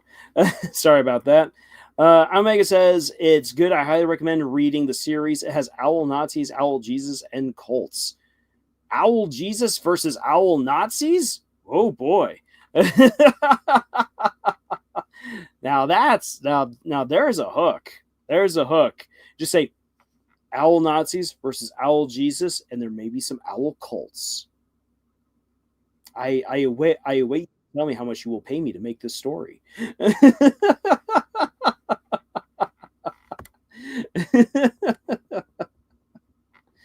Oh, yeah. And thinking of Nazis, happy D-Day to everyone. Happy D-Day. Definitely a day that should be celebrated more. Go watch Saving Private Ryan. Great movie. Great realistic opening for the battle. Holy cow. But that's another topic altogether. So we've got Stray Dogs, we've got Feral, Owls of Kahul, No Evil, All Dogs Go to Heaven. Lots of great talking animal stories. They're all around out there, and I'd love to see more of them. Actually, okay. You know what? Why didn't? Oh my gosh! Why hasn't anyone brought this one up yet? Puss in Boots and the Last Wish is absolutely an animal talking story. There's only a handful of like main character humans. You've got Goldie and you've got Jack Horner. Otherwise it's primarily talking animals. From Death to Puss to Kitty Softpaws to Perito to the Three Bears, Jiminy Cricket. You've got it's almost all animals. It's such a great story. Holy cow. And if you want more Puss in Boots action in your life, just to kind of toot my own horn, there is also my book, Puss in Boots and the Dark Riddles. Hey, definitely check that one out. Puss in Boots and the Dark Riddles. Please do check it out. The Jungle Book. That's another great example. The animated one. The classic animated one. That's a great movie. Yes, there's also a Knight of the Round Table, who are they're also the Knights of the Round Table, who are the titular Owls of Kahul. Wow, that's awesome. That's really, really cool. So yeah, there's a lot of great talking animal stories. And let's also not forget stuff like The Land Before Time, the movie Dinosaur, or the book series Wings of Fire, with talking dinosaurs and talking dragons. Absolutely falls into the realms of talking animal stories.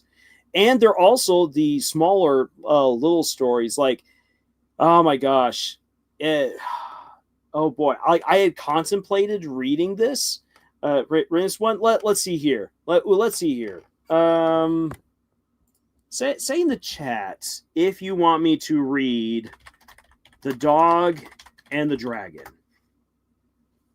before we move on to Deltarune. Yes, I know that there's going to be those people who there's going to be people who want me to just dive right back on into chapter 3, but this is such a great story. I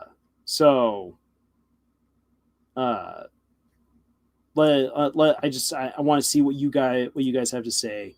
If you want me to read The Dog and the Dragon, get you guys hooked on some Brandon Sanderson, or if we should just start shifting gears on over to Deltarune. Let me know in the chat, and that will determine where the stream goes from here. And I will quickly take another drink of water.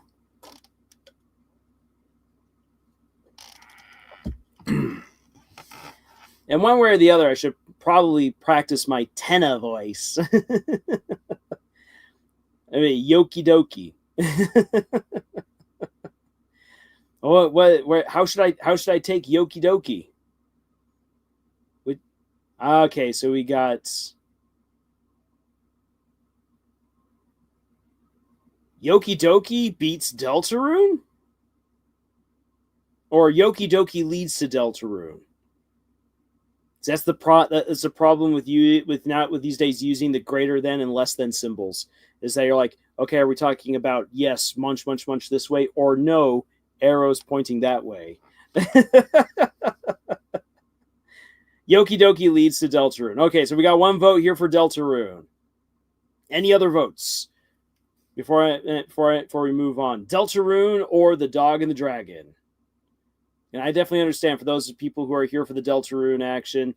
Yeah, it's like, let's just get to it already. Chapter 3. All right, so we got one vote for the Dog and the Dragon, one vote for Deltarune. We got a tie. Hearts, they both start with D. Yes, they do. I'm Omega. What's the Dog and the Dragon? The Dog and the Dragon is a fairy tale story that takes place in the fourth Stormlight Archive book, and it's an absolutely beautiful story that complements, at least for me, one of the best chapters of any story that Brandon Sanderson has ever written. It is absolutely phenomenal. The story itself might not seem all that grand when it's by itself, but when you put it into the context of the rest of the chapter, oh boy! The first time I read it, I set the book down, tilted my head back, and just had a good cathartic cry. Yeah, like I no shame. I just cried because it was so beautiful. It was so good. And yeah, if there's anything for Brandon Sanderson to ever be remembered for, it would be that chapter. I love Mistborn. Mistborn is incredible. Mistborn also brings me to tears, especially by the end of the trilogy. It is such a good story. Stormlight Archive, so amazingly awesome. Alcatraz versus the Evil Librarians. Absolutely everyone should give that series a read. Sanderson just has so many home run stories out there. But the Dog and the Dragon is unique because it's, to my knowledge, the only time that Sanderson actually goes full fairy tale. And it's amazing what he does with a simple fairy tale premise. So we've got 2 votes for Deltarune, and we got just 1 vote for the Dog and the Dragon. Give you guys just another little moment right here. It should if I could get away without getting dinged for the do do do do do do do do. There was a time in YouTube's history where the copyright was so badly abused that Mr. Fruit got a video dinged, got a copyright strike for not for playing the Jeopardy music, but for doing the whole. But he went do do do do do do do do do do do do do do do do do, and as he was doing that, he got copyright struck. I was like, what the heck? Yeah, he contested that one. That was because obviously. What else does D stand for? Democracy. Yes, Helldivers. We are bringing democracy to the galaxy. Are we talking about Chapter 4 as well? I'm Omega. We're not going to do Chapter 4 tonight because Toby Fox said, and I'm going to believe him when he said this, take a break between the 2 chapters. I am definitely going to do that because I can tell you guys this. I was left emotionally drained this morning when I got up, and I was just all like, Deltarune, I've experienced so much. Oh, the only thing that really helped me to not feel so overwhelmed was that I had 2 cats sleeping on me. It's hard to feel bad when you wake up in the morning and you're just all like, kitties, yay.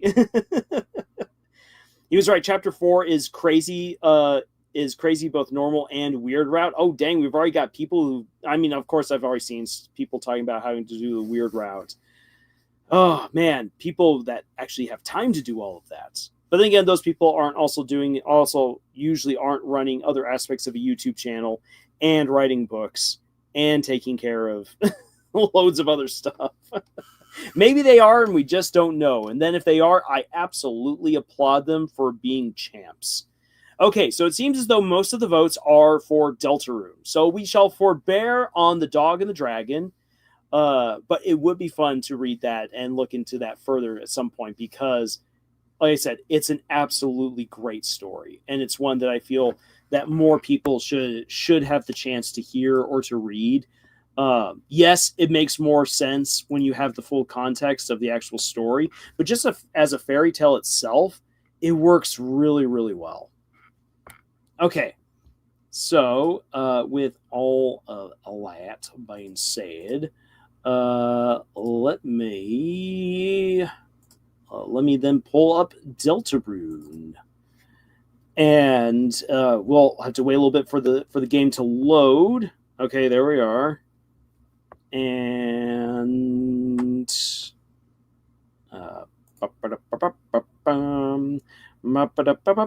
so why so many words that start with D? Des. Undying. And Hannah, thank you so much for being here with us. If you want to avoid any spoilers as I play through, I absolutely understand. No hard feelings. Thank you so much for being here. But if you want to stick around and watch me play my way through the rest of the chapter, then we shall get going. Now let me make sure that I properly present. So we're going to share the screen. We're going to do entire screen. Make sure that we've got the audio. There we go. And there's the eternal swirl. And let's dive in, shall we? Okay. So, chapter 2 is completed. Yes, we shall play chapter 3. Whoop, whoop, whoop, whoop, whoop. What are you doing there? Hide that. There we go. Okay. Now, I've already been asked by some people, like, what am I going to do when I talk about shipping in future videos? So, what I'm going to... So, I'll reiterate this again. I'm going to first talk about the stories, because obviously this is a channel for novice authors by novice authors. We're all about that storytelling. Before I really get into the shipping, you see these 2 empty slots right here? These are going to be for me to launch other explorations into the game. One is going to be a totally cruisy run, because cruisy is my personal ship. And then others will be to further explore the story and see where we go. So we're picking up over here. I lost to the boss last time. I've learned a little bit since, and holy cow, yeah, I'm not prepared. So let's just see how not prepared I am. All right, you know what? We're going to discard the glow shard and the PPs for right now, and make sure that we are totally stocked up on all kinds of items and goodies to help us out with this. So, sorry, glow shard, you are going over here. And PPs, a certain special cannot be used in battle. Oh. Here we go. Okay, let's see here. We're going to use 1 tension max. I know we got the tension gem, but I feel like that's going to come in handy later. We got the seedy bagels, we got the dark candy, we got the dark burger, TV slop. You know, let's just go with more TV slop. There we go. All right. So let's see. Whoop. Let's just see how this goes. Got to make sure I can see also what you guys are putting there into the chat. Okay. So TV Count says, but what time did the stream start? Will we pick up where he left off? Yeah, so we're picking up where I left off in the last time in Deltarune, right before, I think, the last boss. Right before we fight TV. Right before we fight Tenna. Yay. So yeah, we'll be fighting Tenna. And again, TV Count, if you want more, again, within the stream, once the stream is done, the whole thing should be up and available for you to watch. All right. The second will be a Curdly run. Yes, we're going to get Curdly to happen. So what time did the stream start? So the stream started a little bit later than usual. I got started after 7:30 my time, which is an hour and a half later than usual. All right. There's the dark fountain. If we can just... No, no, no! What are you doing? Where are you going? There are still games to play, shows to watch, laughs and screams, smiles and tears. Just wander back to your seats and we can... Yes. Susie's had enough of these dumb games. Chris. Oh man, this part's depressing. Chris knows why. You remember it, Chris? When everyone came over for the holidays. Ah, flashback time. Yes, unfortunately, TV Count, you missed the vast majority of the lesson.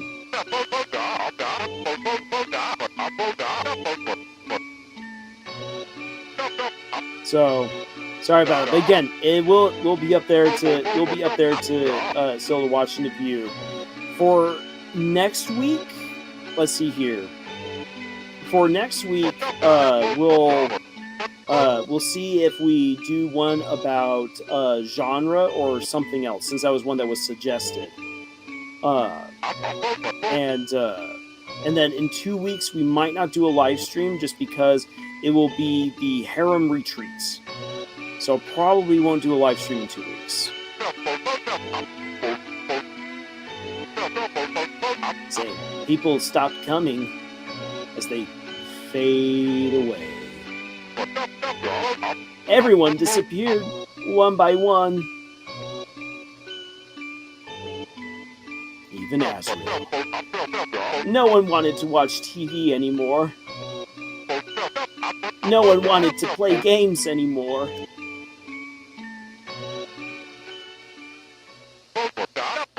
I've been all alone until now.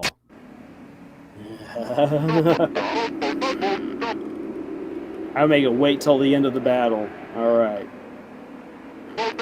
When a roaring night, I was told that if I keep you three busy, I can have all the people I want, all the people watch me that I want.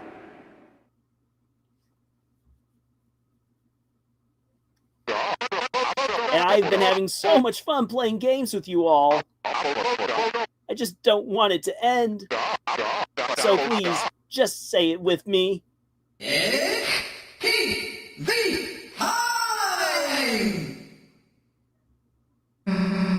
Enough already. Oh, she misses, but he still collapses. What are you doing? I just had this suit de-axed. We're done messing around. Give back Toriel now. Alright, I get it. I get it. I really get it. And talking. I've been doing too much talking. No more questions. What you need is another physical challenge. That's right, folks. One last challenge. 1,000 points or bust. Can you do it? Oh boy, here we go. Last time I got floored with this. So we are going to build up our TP early on. All right. 1,000 points, just 1,000 points. Don't give up. But don't think it's going to be easy because today we've got an all-star cast.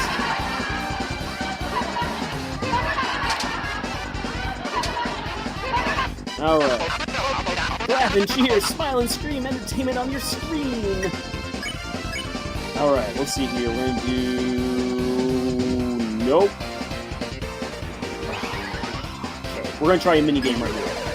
Everyone gets ready to play. 5-star contestants have contested our stars. Can they survive another physical challenge?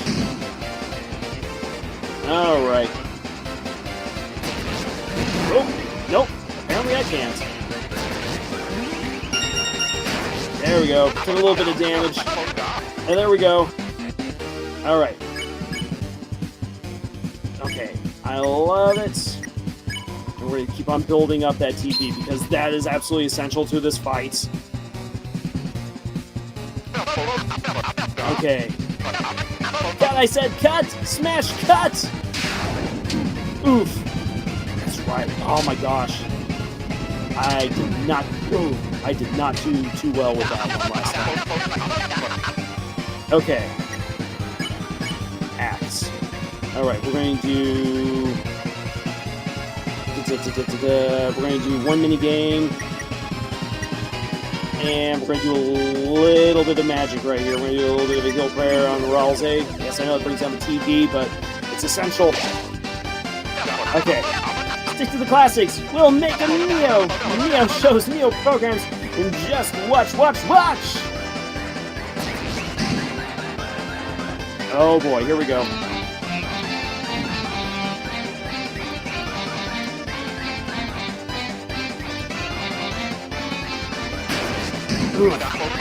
Again, I am not too good at those kinds of games. Okay. Alright, here we go. We're going to axe. Check. We're going to use an item. Let's see here. TV dinner for Susie. And defend for Ralze. Alright. You guys are so good, it's making me laugh. How about we play you a rim shot? Oh, it's these guys. Ooh. Woo. Okay. Alright, we're gonna axe. We're gonna do another little mini game. And we gotta do an item. Yeah, we gotta use a TV dinner on Chris. Alright, let's get ready to play. Who says an old card can't learn new tricks? Look, the 6 p.m. show, it all showed at 5. Yeah, like watching, like watching Wheel of Fortune at random times in the, back in the day.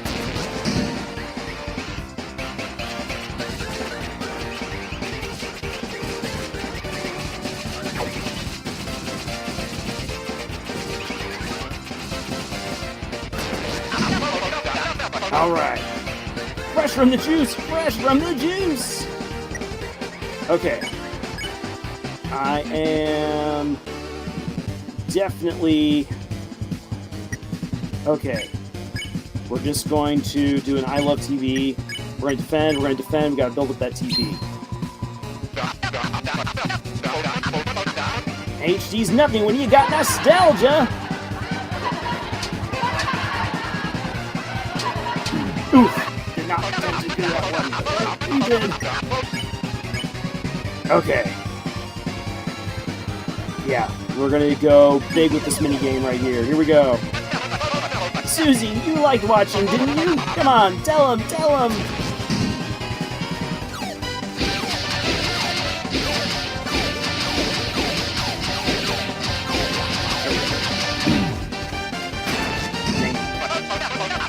Dang it. Not too well there. Okay.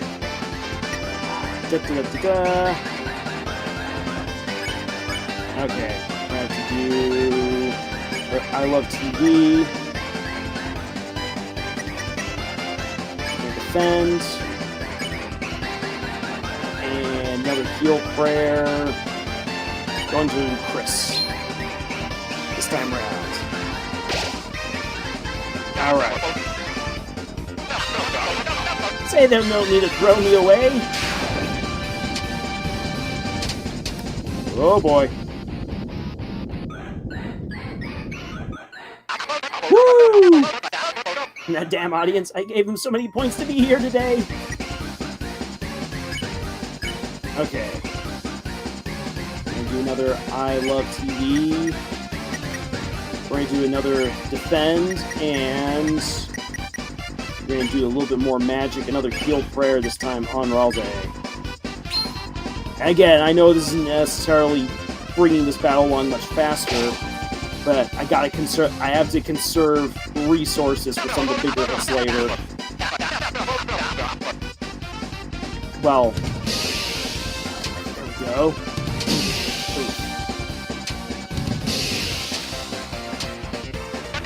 Okay. Alright. Let's see here. No, I Love TV. No defend. And another defense. There we go. Chris, I watched you grow up. You just admit you need me already.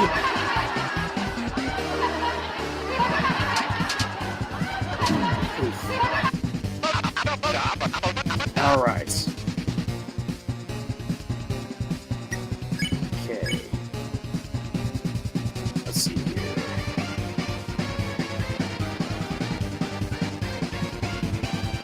Alright, we'll go with another mini game. Here we go. Who do you think taught you to laugh and cry? What, you think it's my fault you forgot how? Alright, here we go.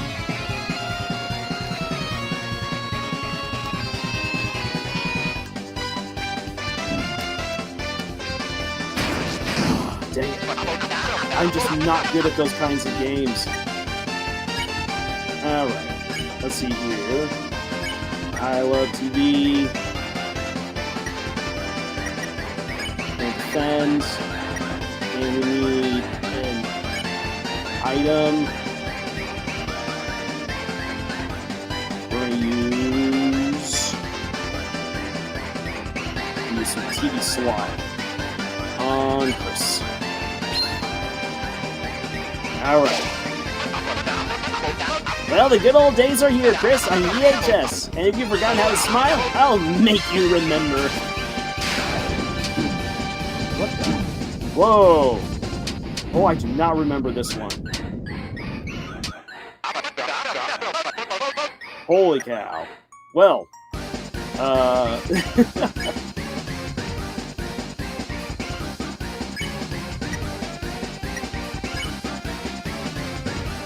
Deluxe on Ralze. Alright. Come on, Susie, let's get ready to play. A double feature this time around. Oh boy. Oh, dang it.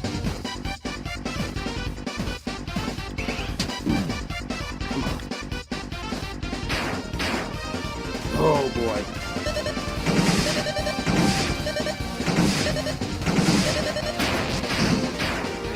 Holy crud!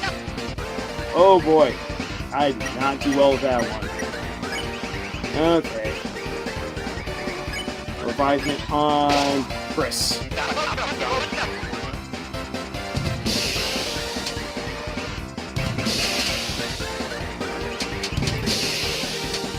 Ooh, come on. Alright. Let's see here. We're going to do an I Love TV. And a little bit of magic on Ralze. I know, I'm leaving Susie out of this for a little bit.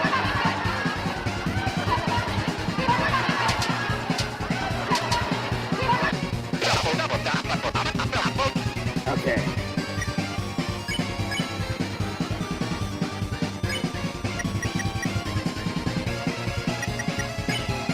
Let's see here. Popular boy.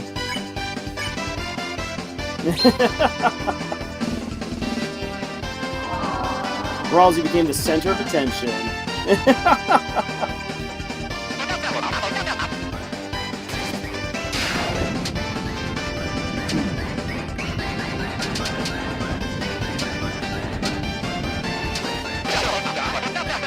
All right.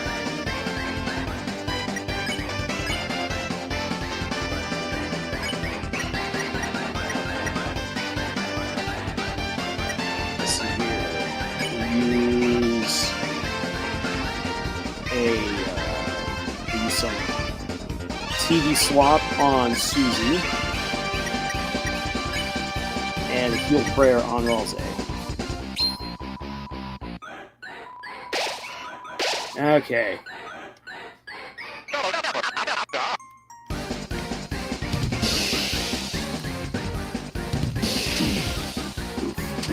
Dang it. Not that well that time around. Okay. Okay, time for another mini game. Let's see how we do here. Oh my gosh, why? Why is it always these ones?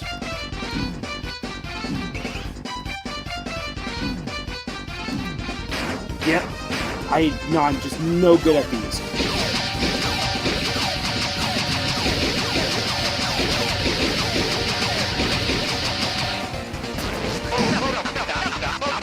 Okay. Cowabunga, holy cow.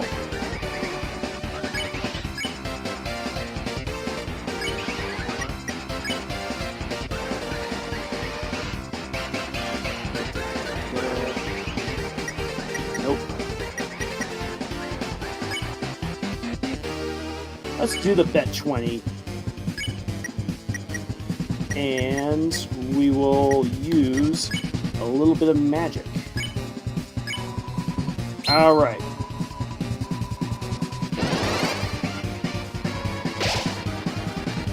Here we go. We got an all-star cast. Ah, oh, dang it. I did lose HP. Oh, well. Okay. So let's see. I'm going to use I Love TV. We're going to do S action and an item. Tension box.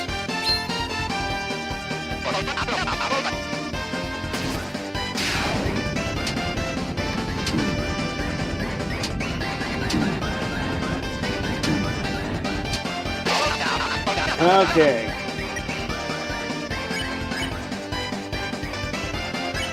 Oop. And now for an item. We're going to use the Revive Dust.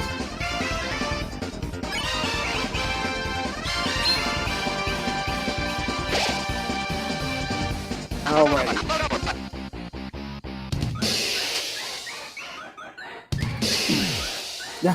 Sorry, Susie. Oh, there goes Chris. Oh, game over there. Heal everybody, you fool. Well, I don't have my sandwich in this one.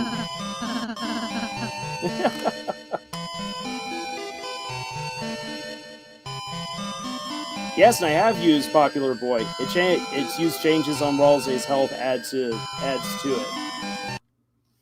That's true, but then it encourages you to just start taking punishments. Alright, let's see here. Say Revive meant the Revive Dust. Okay. Well. Say if it just wasn't for, let's see here. Actually, you know what? We'll build up the TP already right off the bat.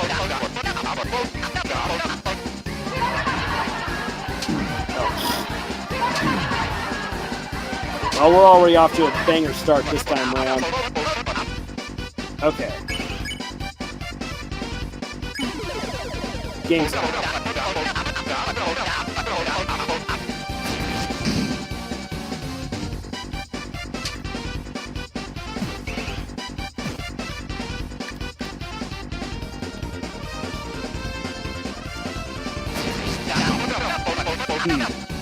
Not much there, but okay.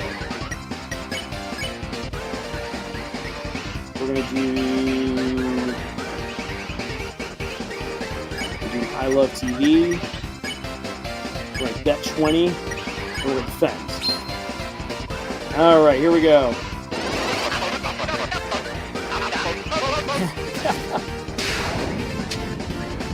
Oh, dang it. Next time I'll remember not to bet when I know it should be that one that comes next. Alright. Let's see here. We'll go for a mini game. As we'll do Popular Boy. Let's try this out.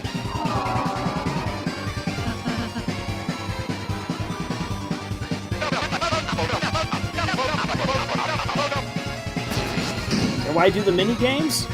Because mini games are there to be done.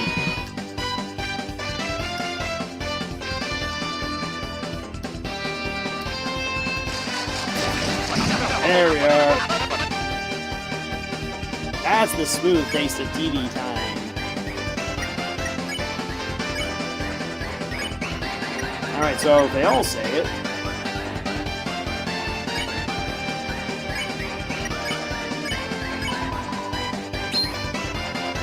So it only goes up a little. I mean, every little bit counts. Freaking wind shot.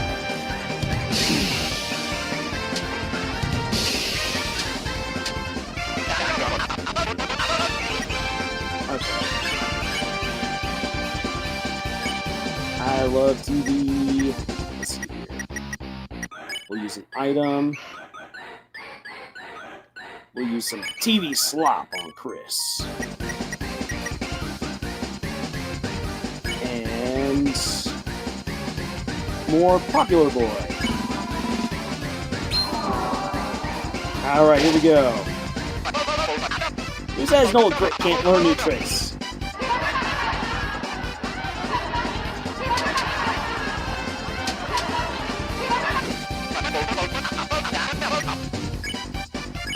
Alright.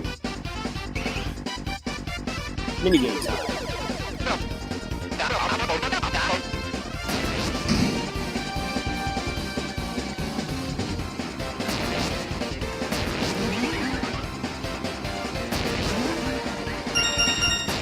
Alrighty.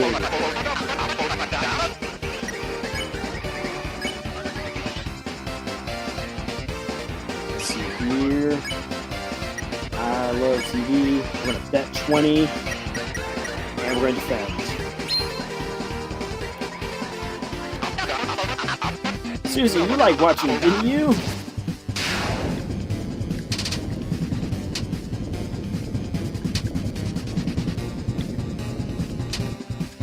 There we go. Ah, there's the bet paying off. Alright. Let's see here. We are going to do a mini game right there, and we're actually going to give some TV slot to Susie, since she's down fairways.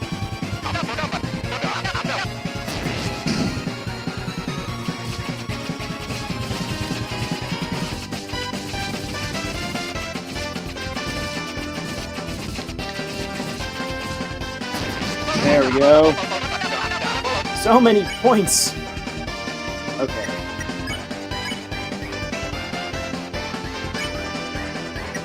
I love TV. And let's see. Yeah, do another I love TV. Another I love TV. There we go. Almost halfway there.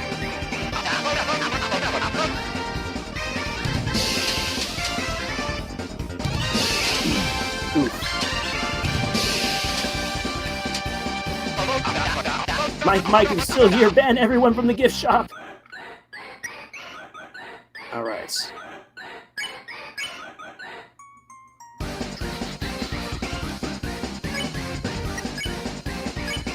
All right. So there's all the I Love TVs. We're past the halfway point. We're doing slightly better for resources this time around. Oof.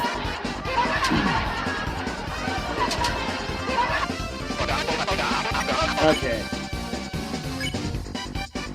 We'll do the mini game, you and I, Susie, and then an item. slot for Ralls. All right.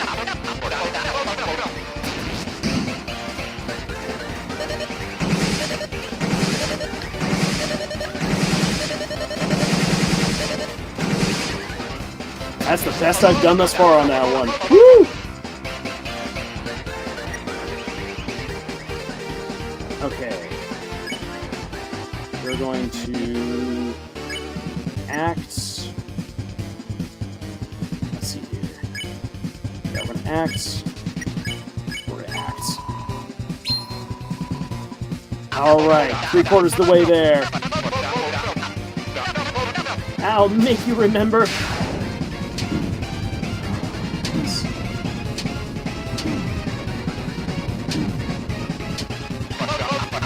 Oh, some bad hits right there. Okay. Keep on saying it. Let's see here. Use a deluxe dinner on Chris, and then a TV dinner on Susie. All right. Almost there. Oh, and then all the unadulterated violence that comes once you hit 1,000. I am not ready for that one. Flew right into that.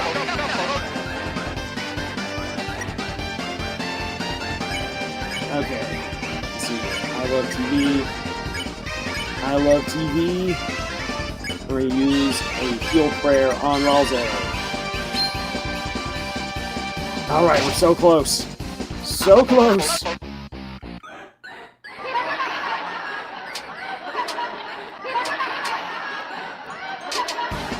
Woo-wee. Okay. Say one I love TV.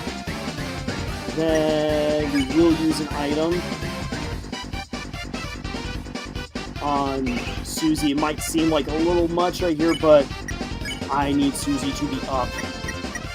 And I need our defense to be up. Okay, there we go.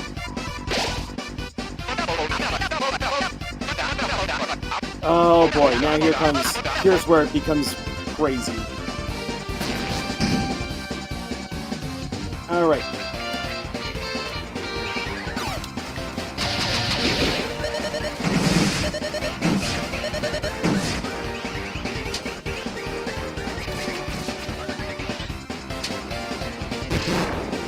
Dang it.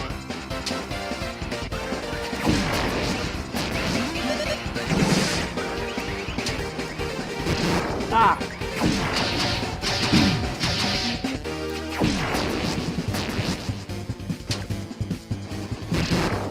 Dang it! Ah! The fuzz! Oh my gosh! No. Okay.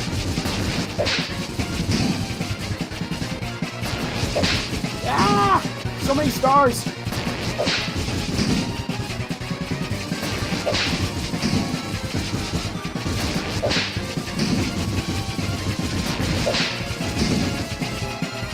Ah! There we go. Woo! All right. Changing screens. I love that we can see Susie again dressed up as Susie Zilla. Oh boy, thank you everyone. Thank you for your encouragement and your time here with me. No.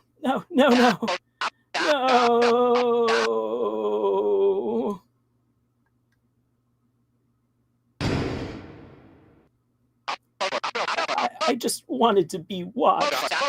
I just wanted you to look at me one last time.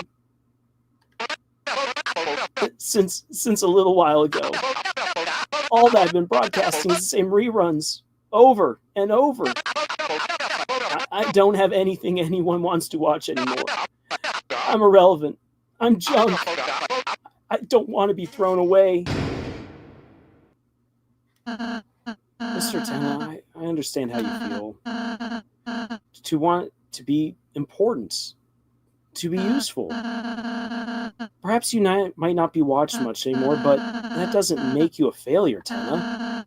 You've brought smiles, light into Lightner's lives, to Chris's family and friends for so long, so there's nothing to be ashamed of. If that ever comes to an end, Darkners all become obsolete eventually. But we aren't real, Tenna. We shouldn't make Lightners worry about what happens to us. It'd just make them unhappy, wouldn't it? Oh, shrinking.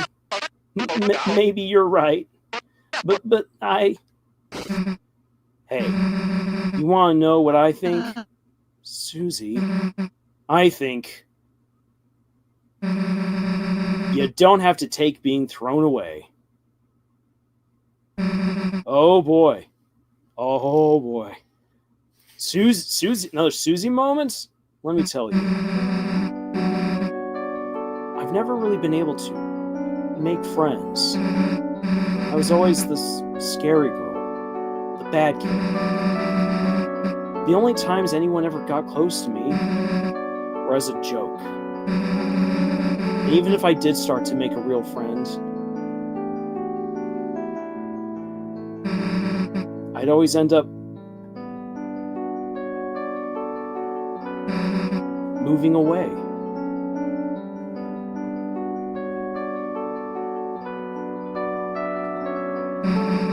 When I moved here, I thought it would be the same thing. I felt like you. I felt like a broken toy no one wanted.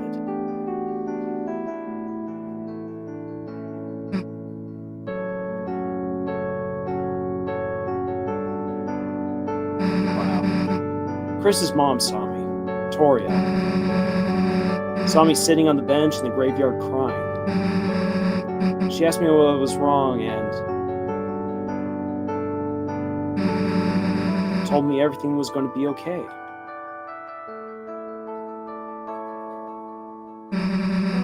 Took me to the diner, bought me a hot chocolate, talked to me, told me I'd make friends. That gave me hope, even just a little. And Susie backstory.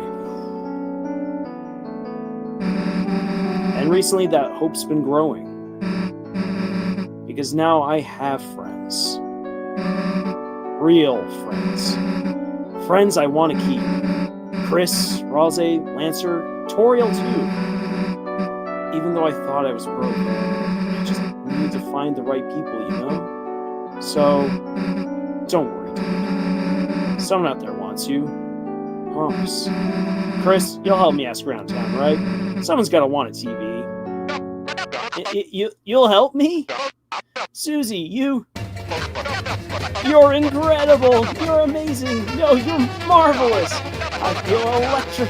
I feel like $1,000,000. Hope. This is what hope feels like.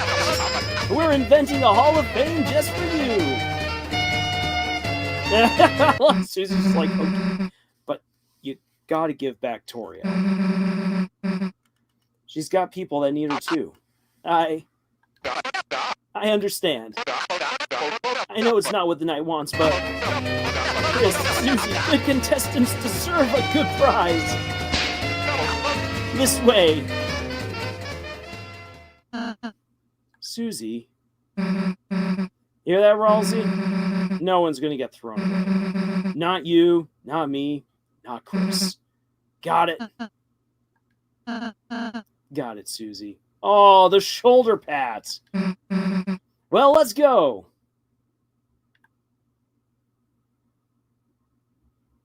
Saving,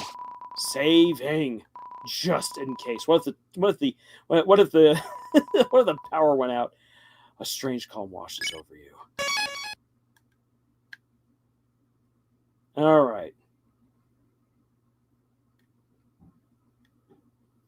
It's a Christmas tree. Audience, would you please stand up and clap for our winners? For outstanding kindness and bravery, the Lightners have won the grand prize! Oh. The angel came down from the top. Nope, I don't have the mantle. The mantle flew away in Chapter 1. Here you go. She's all yours, folks. How wonderful. The family's all together again. And now you can all finally...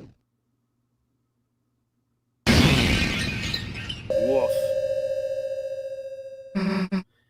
Tana! The Knight. Who the hell are you? Finally, we meet at last. You don't tell us who you are, then?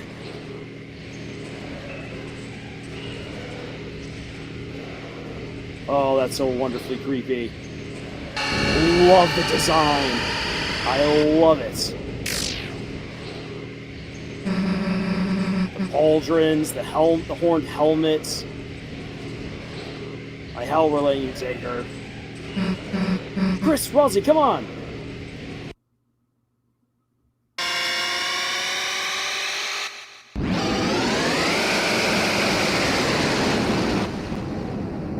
Oh, that was a creepy face. The roaring night has appeared. Alright, I guess hold breath.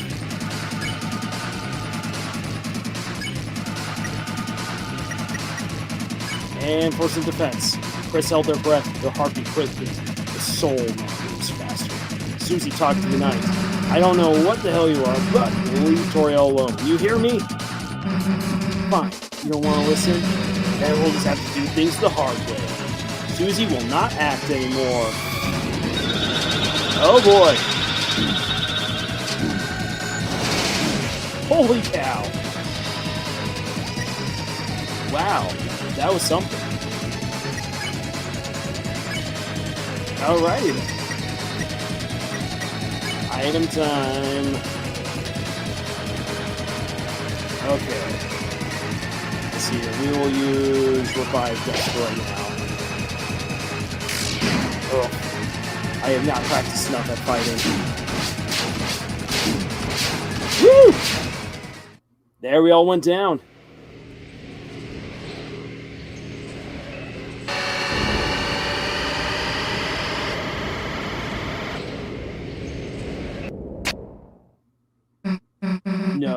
No, you can't. You can't take her. What? Yes, Susie. What?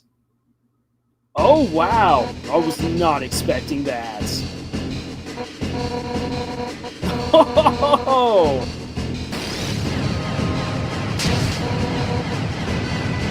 What?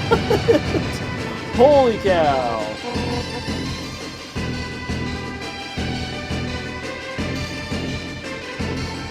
Wow, great use of Undyne right there. Hey, where are you going?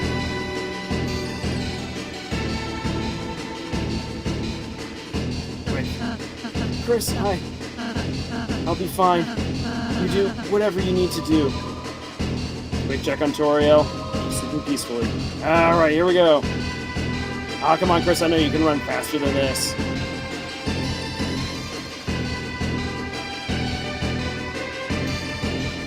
Why is it that when I'm in control, you move so slow? Where are those gamer reflexes? Susie, can't see anything. Chris! There's some kind of door here.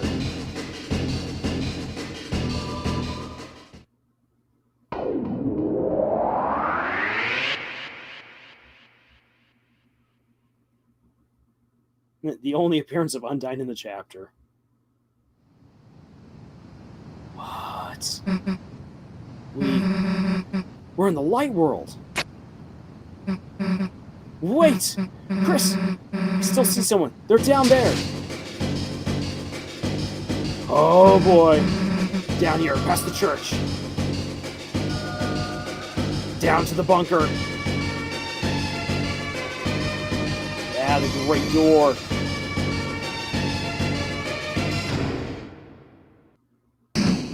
Hey, open up!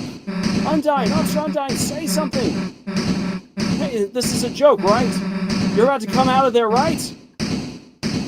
Oh, boy. A code. What the hell is this? Some sort of electronic lock? What the hell is going on? Why did they take Undyne in here? Why were they trying to take Toriel? What in the hell are they doing, Chris? Like, if the cops... It's no good. The door, it's solid steel. This weird panel, we could just get someone to tell us how it works, but we can't, right? We can't tell anyone about this, right? Because you saw that smoke, right, Chris? There's got to be a dark world in there. If anybody else went in there, they'd... Toriel, she's still in the... I have to give up here, Chris, but... Holy cow. That means only NASA Blog is running the station. Yep. Let's just go seal that fountain.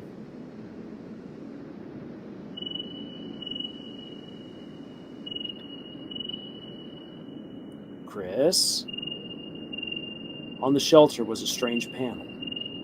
It looked like a digital security lock. There were 3 entry fields and 3 symbols besides them. One had a pine tree beside it. Dipper! Dipper Pines! How dare you? One had an officer's badge beside it. Oh my gosh. And one had the Deltarune.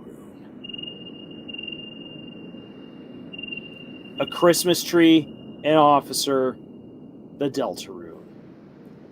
Des, Undyne. Oh boy.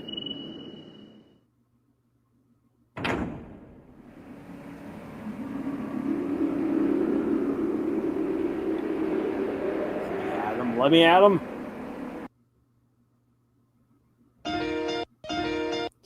Oh my gosh. What the heck? Holy cow. Oh wow. Well.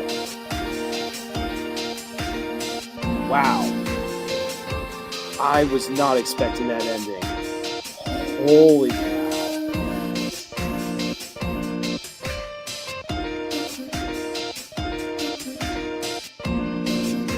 So Chris goes in the bunker like it's nothing. Oh my gosh. What the heck? That was incredible.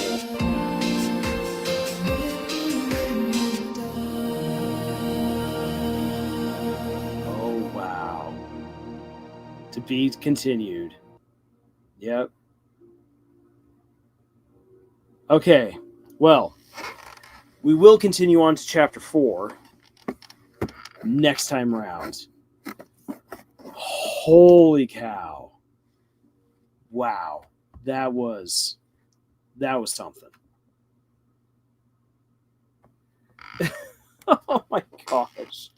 Something happened to both Chris and Des. Yep. Yeah, I agree with you there, Arts. Oh my gosh. Because we have... Okay. So, little theory time. So, we have a symbol for each person who's been taken in by the dark, who's been taken into the bunker and has been taken by whatever that is. The design, I am more convinced of the theory that the Roaring Knight is indeed Des. The horned helmet was the antlers.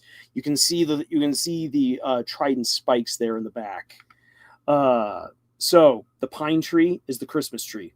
That is Des. The officer's badge is obviously Officer Undyne. the Deltarune is Chris.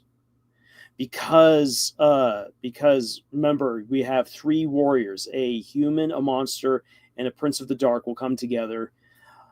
Chris has been already taken into this bunker. And their symbol is right there. But they're being let out. What this means, oh my gosh. So, wouldn't the Deltarune be Toriel? I am going to say no. We know that she's worn the symbol back in Undertale. But as of right now, I'm going to say no until there's further evidence that Toriel did not get woken up. If Toriel does not wake up by chapter 4, then it probably is indeed her.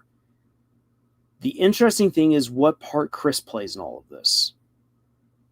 Or say, so this is, so we could speculate that the symbol is there because someone was trying to take Toriel. As of right now, I'm going to say no, at least to my guess. Now then, my theories about Asgore showing up apparently were wrong, and I'm a-okay with that because that Undyne reveal was wild, and this blows the story open way more than where my theory was going. Absolutely, and on top of that, I'm actually in a way glad, especially with the route that Chapter 3 went, that Asgore didn't show up in the end, because trying to heal such a messy matter like divorce is so big. Is so big that it makes sense that you could not wrap up that whole thing that's been introduced about the Dreamer family in one chapter. You just couldn't. And I didn't expect it to be. I did think that we were going to get a little bit more progression as far as that goes, but I like the way that this went because now this means that the story is way more serious than I had anticipated. I thought it was going to be a much more slow burn up until we meet the Roaring Knight. Ended up not being the case. And now what this means is going forward for the rest of the chapters, anything can happen. Everyone is in danger. Anything can happen. All bets are off. The interesting thing is to consider it's more personal. So I'm looking forward to getting Asgore in the next chapter. I have seen a few little clips and pics from chapter 4 that I'm like, okay, so something's about to happen. Very interesting. But in any case, I'm happy that this chapter, in many ways, the way that it played out preceded chapter 2, because the conversation that Susie had with Chris at the end of chapter 2 absolutely had to be addressed. And it was very early on in this chapter. And the conflict that Ralsei is dealing with has not yet been fully addressed. And it's become so much bigger than I ever thought. Which I am so excited about. Okay, here, let me just pull up right here. We are going to stop the sharing. We'll let's see here. What shall we add to the stage? Yep. All right. Okay.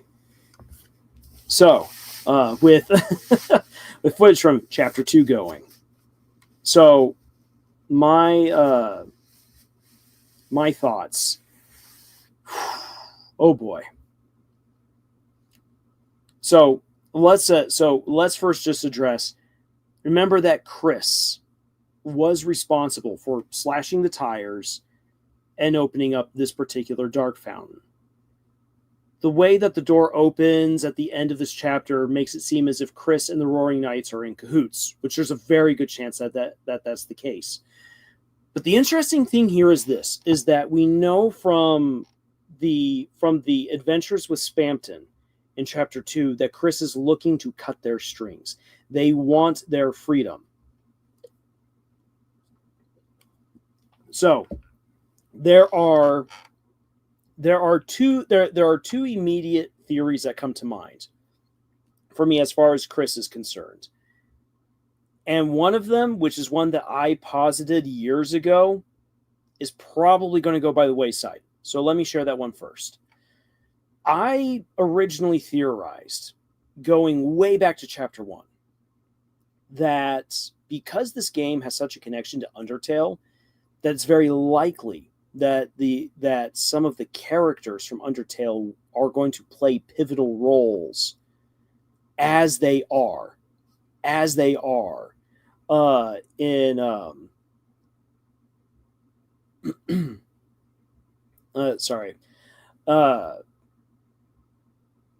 So as they are, we've already seen Sans. Sans has made a reference to Papyrus, and so yeah, sure, we know that Sans can hop timelines. Whoop-de-doo. But remember who else can also hop timelines? Kara and Azrael, who at one point were one full entity. We also know that Gaster can jump timelines. Now, my original theory about what was happening with Chris was that Kara had been taking over Chris's body, and that who we were seeing from like the mischievous nature and the red eyes was very much Kara being an influence, that there's potential that Ralze was going to tap into Azrael's powers.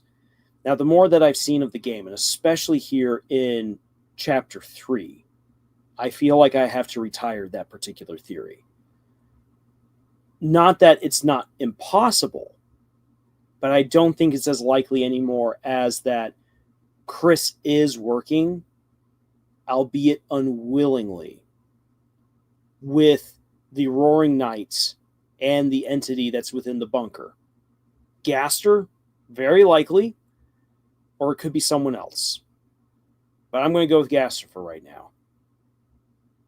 And why Gaster's like, you cannot change your fates, no matter what happens in this.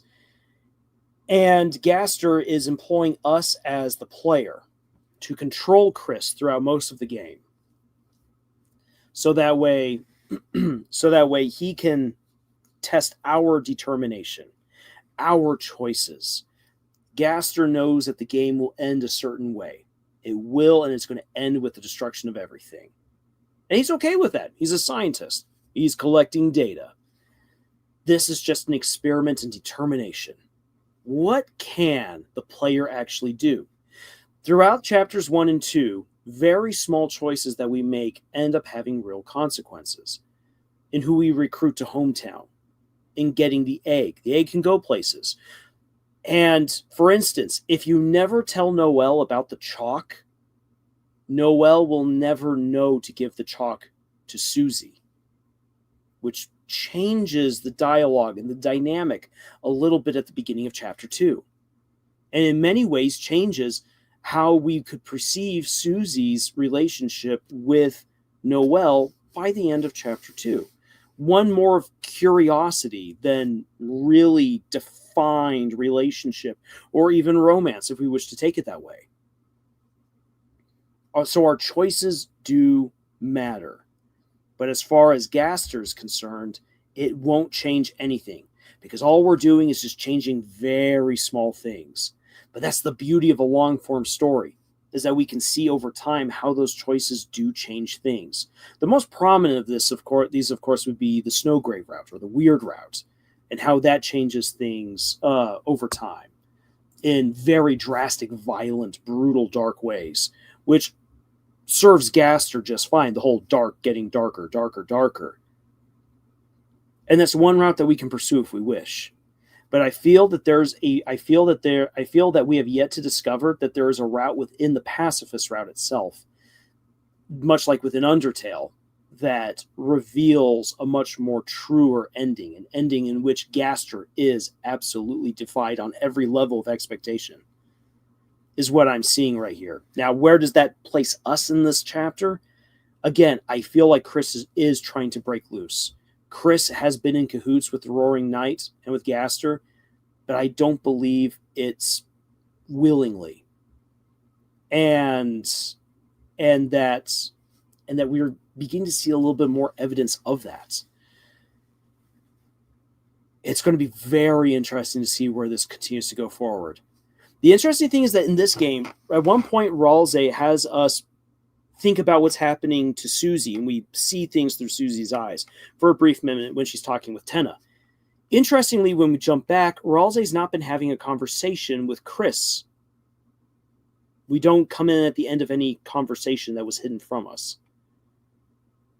Does that mean that Ralsei's already said everything that he needs to Chris without us knowing?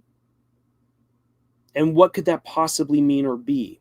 Or is it possible, according to some people's speculations and theories, that Chris doesn't really like Ralsei? Now, I'm against that. I personally think that Chris does like Ralsei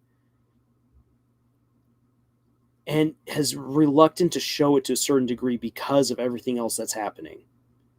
And because, in all honesty, with Chris being controlled the way that they are, and if my theory is correct, shipping aside, Chris is very interested in Susie, has been for a long time.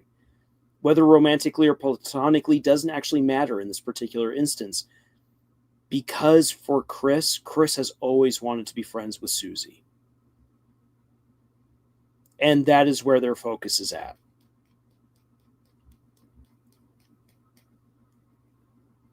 So things are just getting incredibly complicated right here.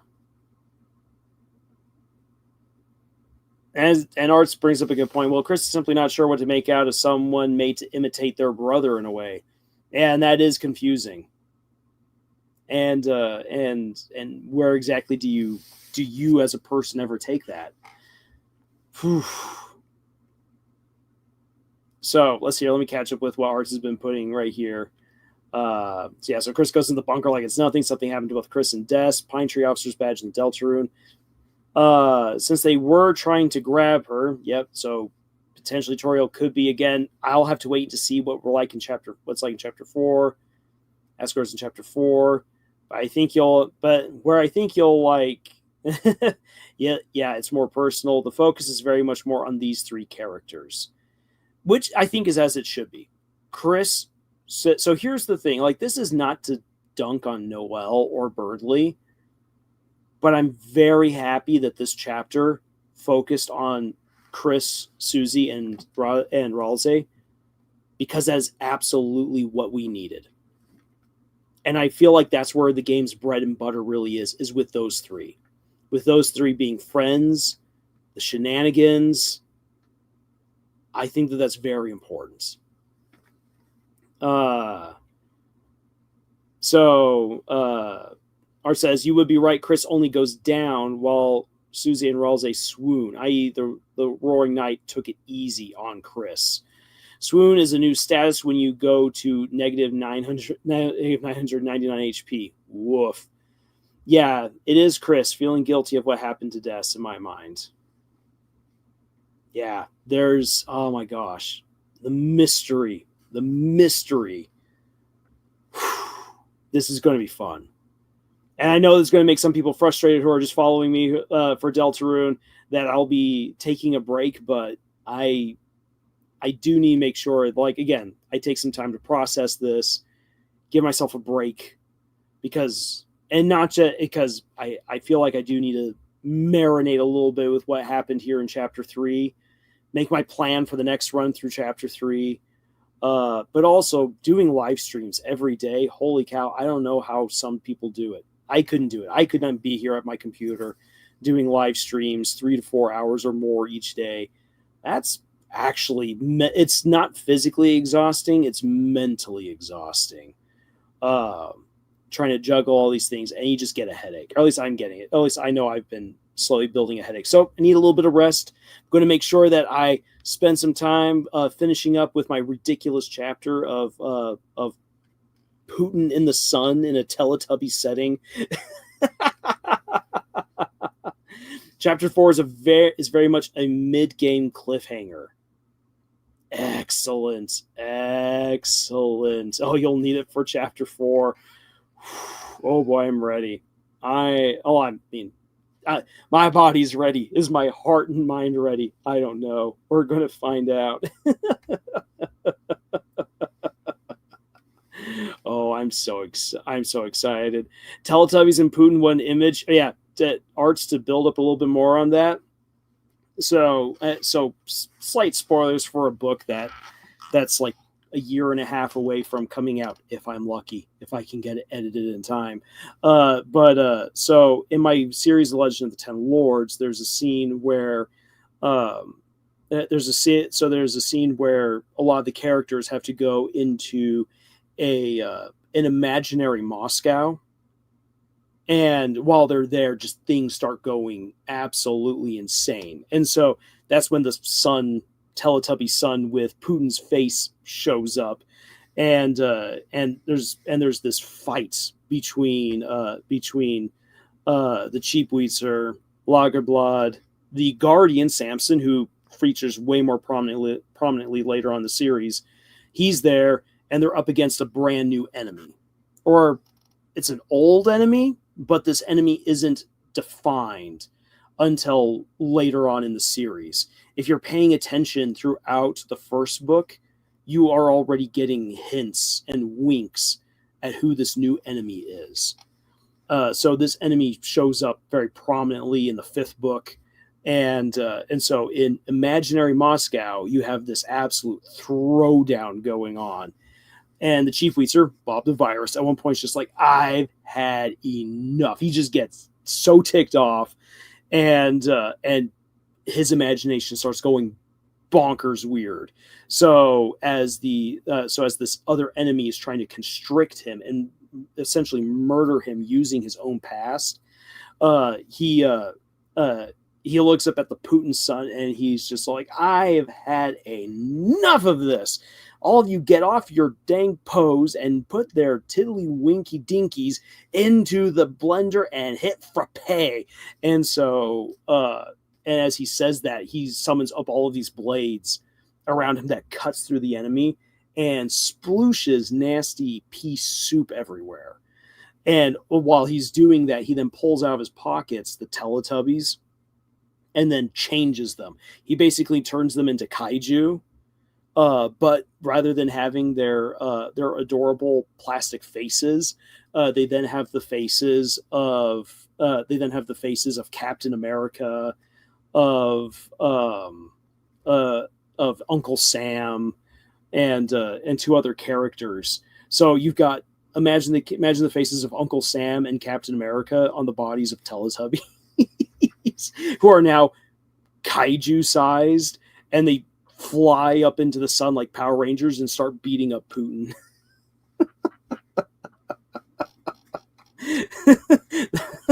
That's the scene. Will this mean that the KGB will come knocking at my door? Maybe.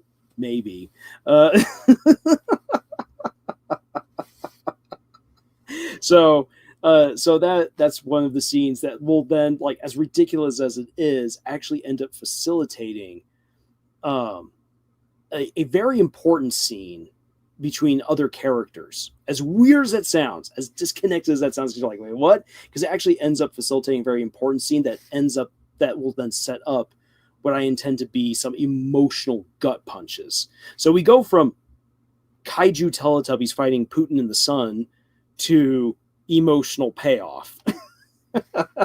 My job as a writer is to connect that. So it works.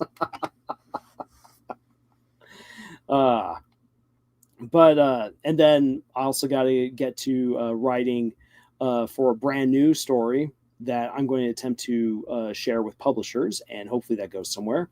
And then I also need to finish writing my chapter for Me versus AI. For those of you who remember, I still have the duel with AI going on. I've shared the AI chapter with Camille's Harem. They will evaluate it and ask me questions based off of that chapter that I did not write, because AI wrote it for me, and then they will compare it to what I myself wrote.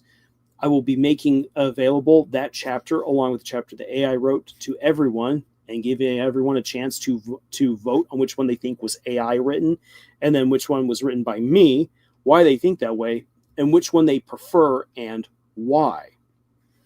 And so we'll have blind versus control groups, and the experiment will show us if indeed the heart of the author can beat the powers of AI, that the soul of the creator hopefully comes through. So that will be the challenge that I must gird myself for. And yeah, on top of that, I need to also record some other videos and get things ready. Not just simply the video about how profitable or not profitable the Gaslight District has been for Glitch, but also I do want to do a new D&D video, as well as I have a rant. I have a rant video in mind that might be a little bit interesting for people, and I'll give you guys a brief glimpse into what it will be, and that is looking at artists trying to dupe fanfic writers into entering into contracts. Yes, there it is. I will elaborate further in a future video. But I believe for now that will do it. So Hearts is like, wait, what? Yes. I have some stories that I intend to share on that particular count. So we've talked in the past on a live stream with Zaza, and we definitely need to get Zaza back. To accounts, that's a thing. Yes, it is. Yes, it is. I don't know. I have to go back and count how many messages that I've gotten now from some are definitely bots, and others are artists who are trying to trick writers into getting into contracts with them. And while I can understand that, because it's very, very hard being an artist for a living. I mean, I'm not myself a hand-drawn artist for a living. I'm a storyteller, trying to be a storyteller for a living. It's very, very hard. I managed to subsist because I happen to have a job. And it's not the job of being a storyteller or a YouTuber. So, in any case, I understand how difficult it is to make a living as a creator, as an artist. It is difficult. And so I can understand why people go to certain lengths to try to get contracts, to get business. But the thing is that so much of what's being done is disrespectful. It's misleading, and could absolutely lead to a lot of broken relationships between business partners that ought to be positive, that ought to be good in order to bring out the best work possible.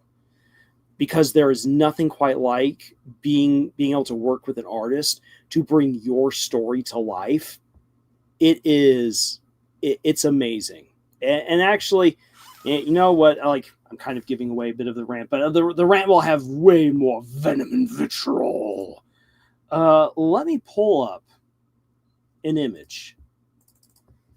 I'll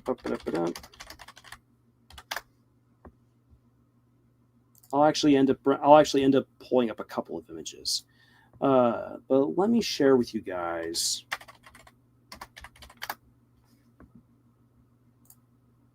All right, let's see here. Image file. So let me bring up an image for you all here. Sorry, take that on down, and all right, let's add this stage. There we go. Okay, so here we have the cover for Notice Me, Send Pie. This is my rom-com book. If you're looking for a good fun laugh, I highly recommend this. Check it out. It's also cheap to buy. It won't break the bank, I promise, and you can read it in a day. But this right here was a really, really fun book to write, a really, really fun story to tell. And I should actually pull up at the same time that I'm saying this. Hold on a second here, folks. Hold on a second. Let me see here. Cruisy Christmas. Cruisy Christmas. Because I should actually be showing you guys this. Hold on a sec here. In order to do this one, I think I'll be showing this image. This might be the first time that many of you have ever seen this image. Hold on a sec here. Oh, it's going to take a little while to get to it.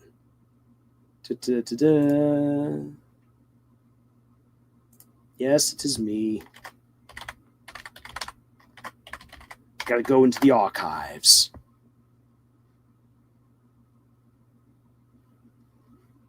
In any case, I want to share with you guys. I want to share with you guys a little bit of the history behind how I got this fantastic image, and use this as kind of a juxtaposition for what I will be ranting about in that upcoming video. Because this particular book cover came about as a result of having a chance to talk with another artist who I'd seen doing cruisy art, and I was like, "Wow, this is fantastic," and I wanted to see. And I reached out to her, and I was like, "Okay, so what?" I reached out to her in regards to some of my Christmas story ideas, and she then gave me this fantastic banger. Let's see here. Can I finally get up? There we go. So a little out of season because it's Christmas related, but there we have it.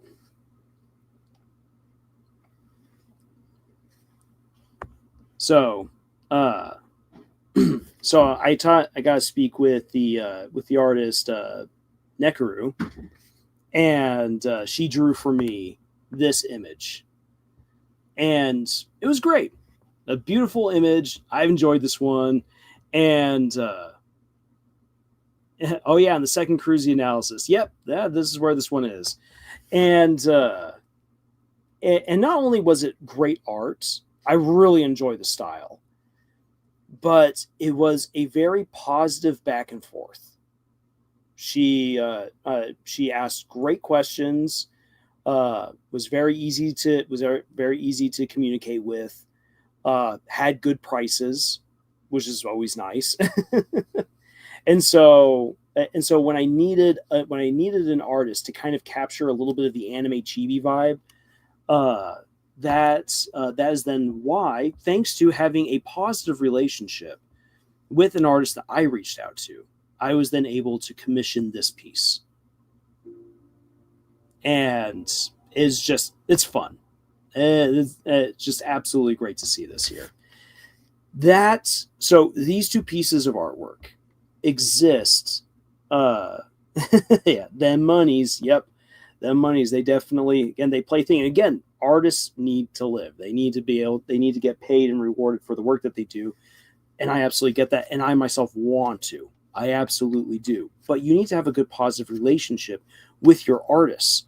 If that good positive business relationship isn't there, then it's very hard to get the right art that you need.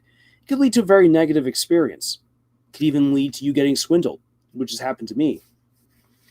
Victor says this was a fun read. I'm glad that you enjoyed this book, Victor. Please, Victor, I'm begging you, leave a review for it, either on Goodreads or Amazon. Please.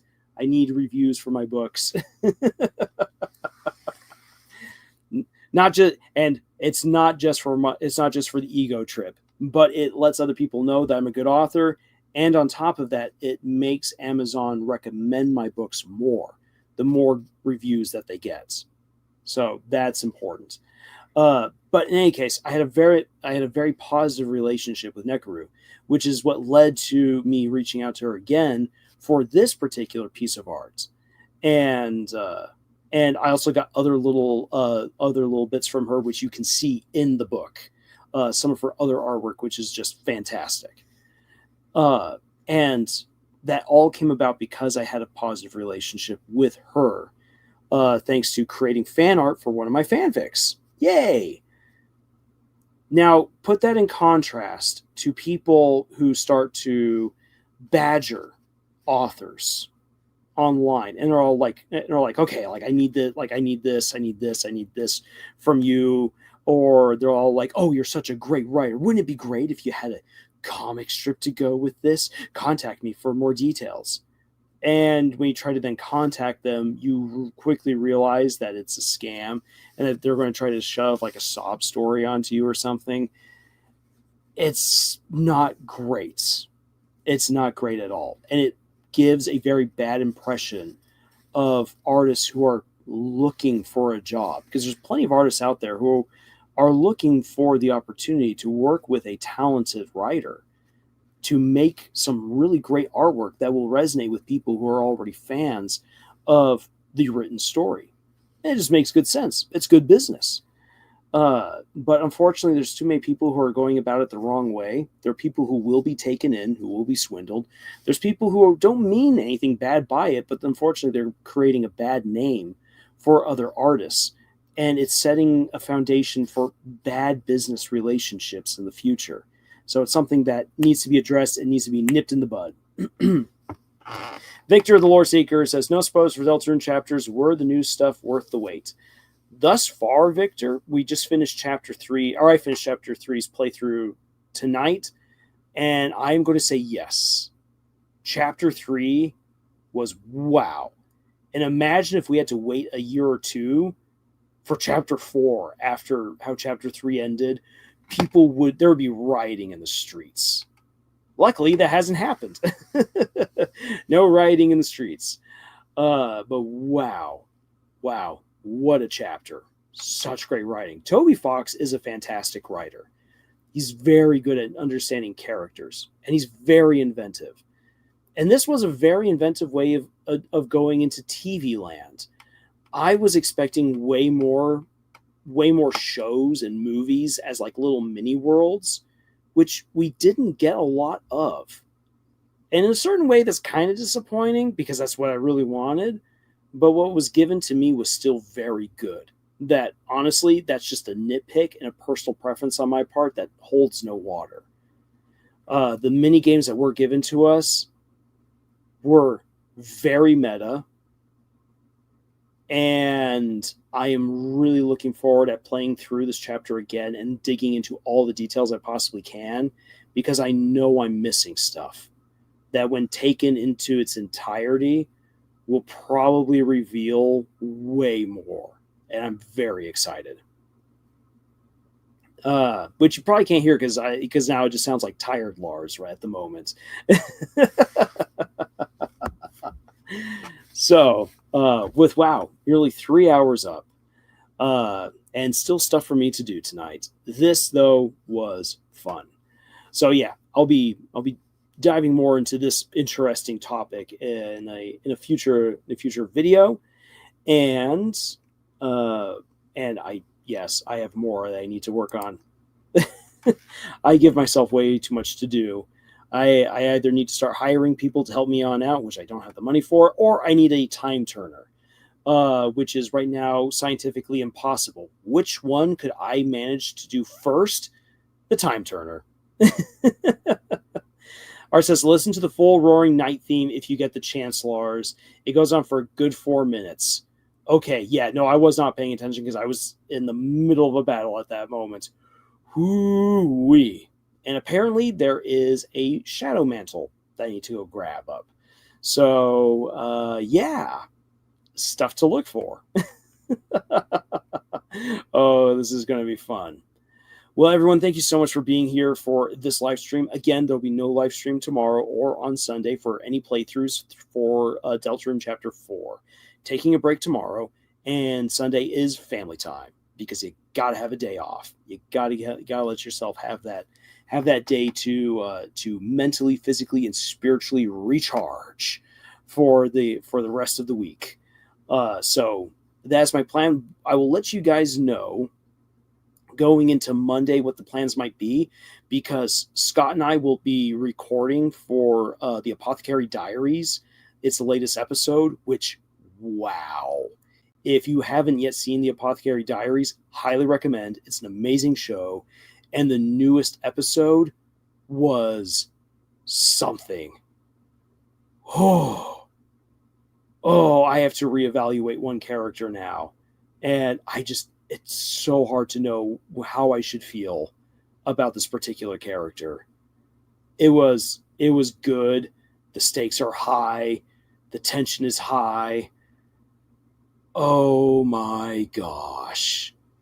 Where the story goes from here is going to be crazy. I love that we've got so many good stories to right now enjoy. Fantastic. So, that's all I got to say for right now, and I will see you guys soon in the next video. Until then, everyone, thank you so much for being here. Thank you for all of your comments, for your encouragement, for your advice, and for your respect, as always. You, not just to me, but towards each other. You guys are great, and especially because I know there's a lot of people who want to talk Deltarune, and I'm really glad that I haven't seen anyone really giving much in the way of spoilers at all, like maybe just like a little hint here and there, which means nothing to me in the moment. So that just lets me know that you guys really haven't spoiled the game. Thank you so much, not just for me, but for others. You guys are fantastic. So with all that being said, I will see you guys soon in the next video. And until then, y'all, tschüss.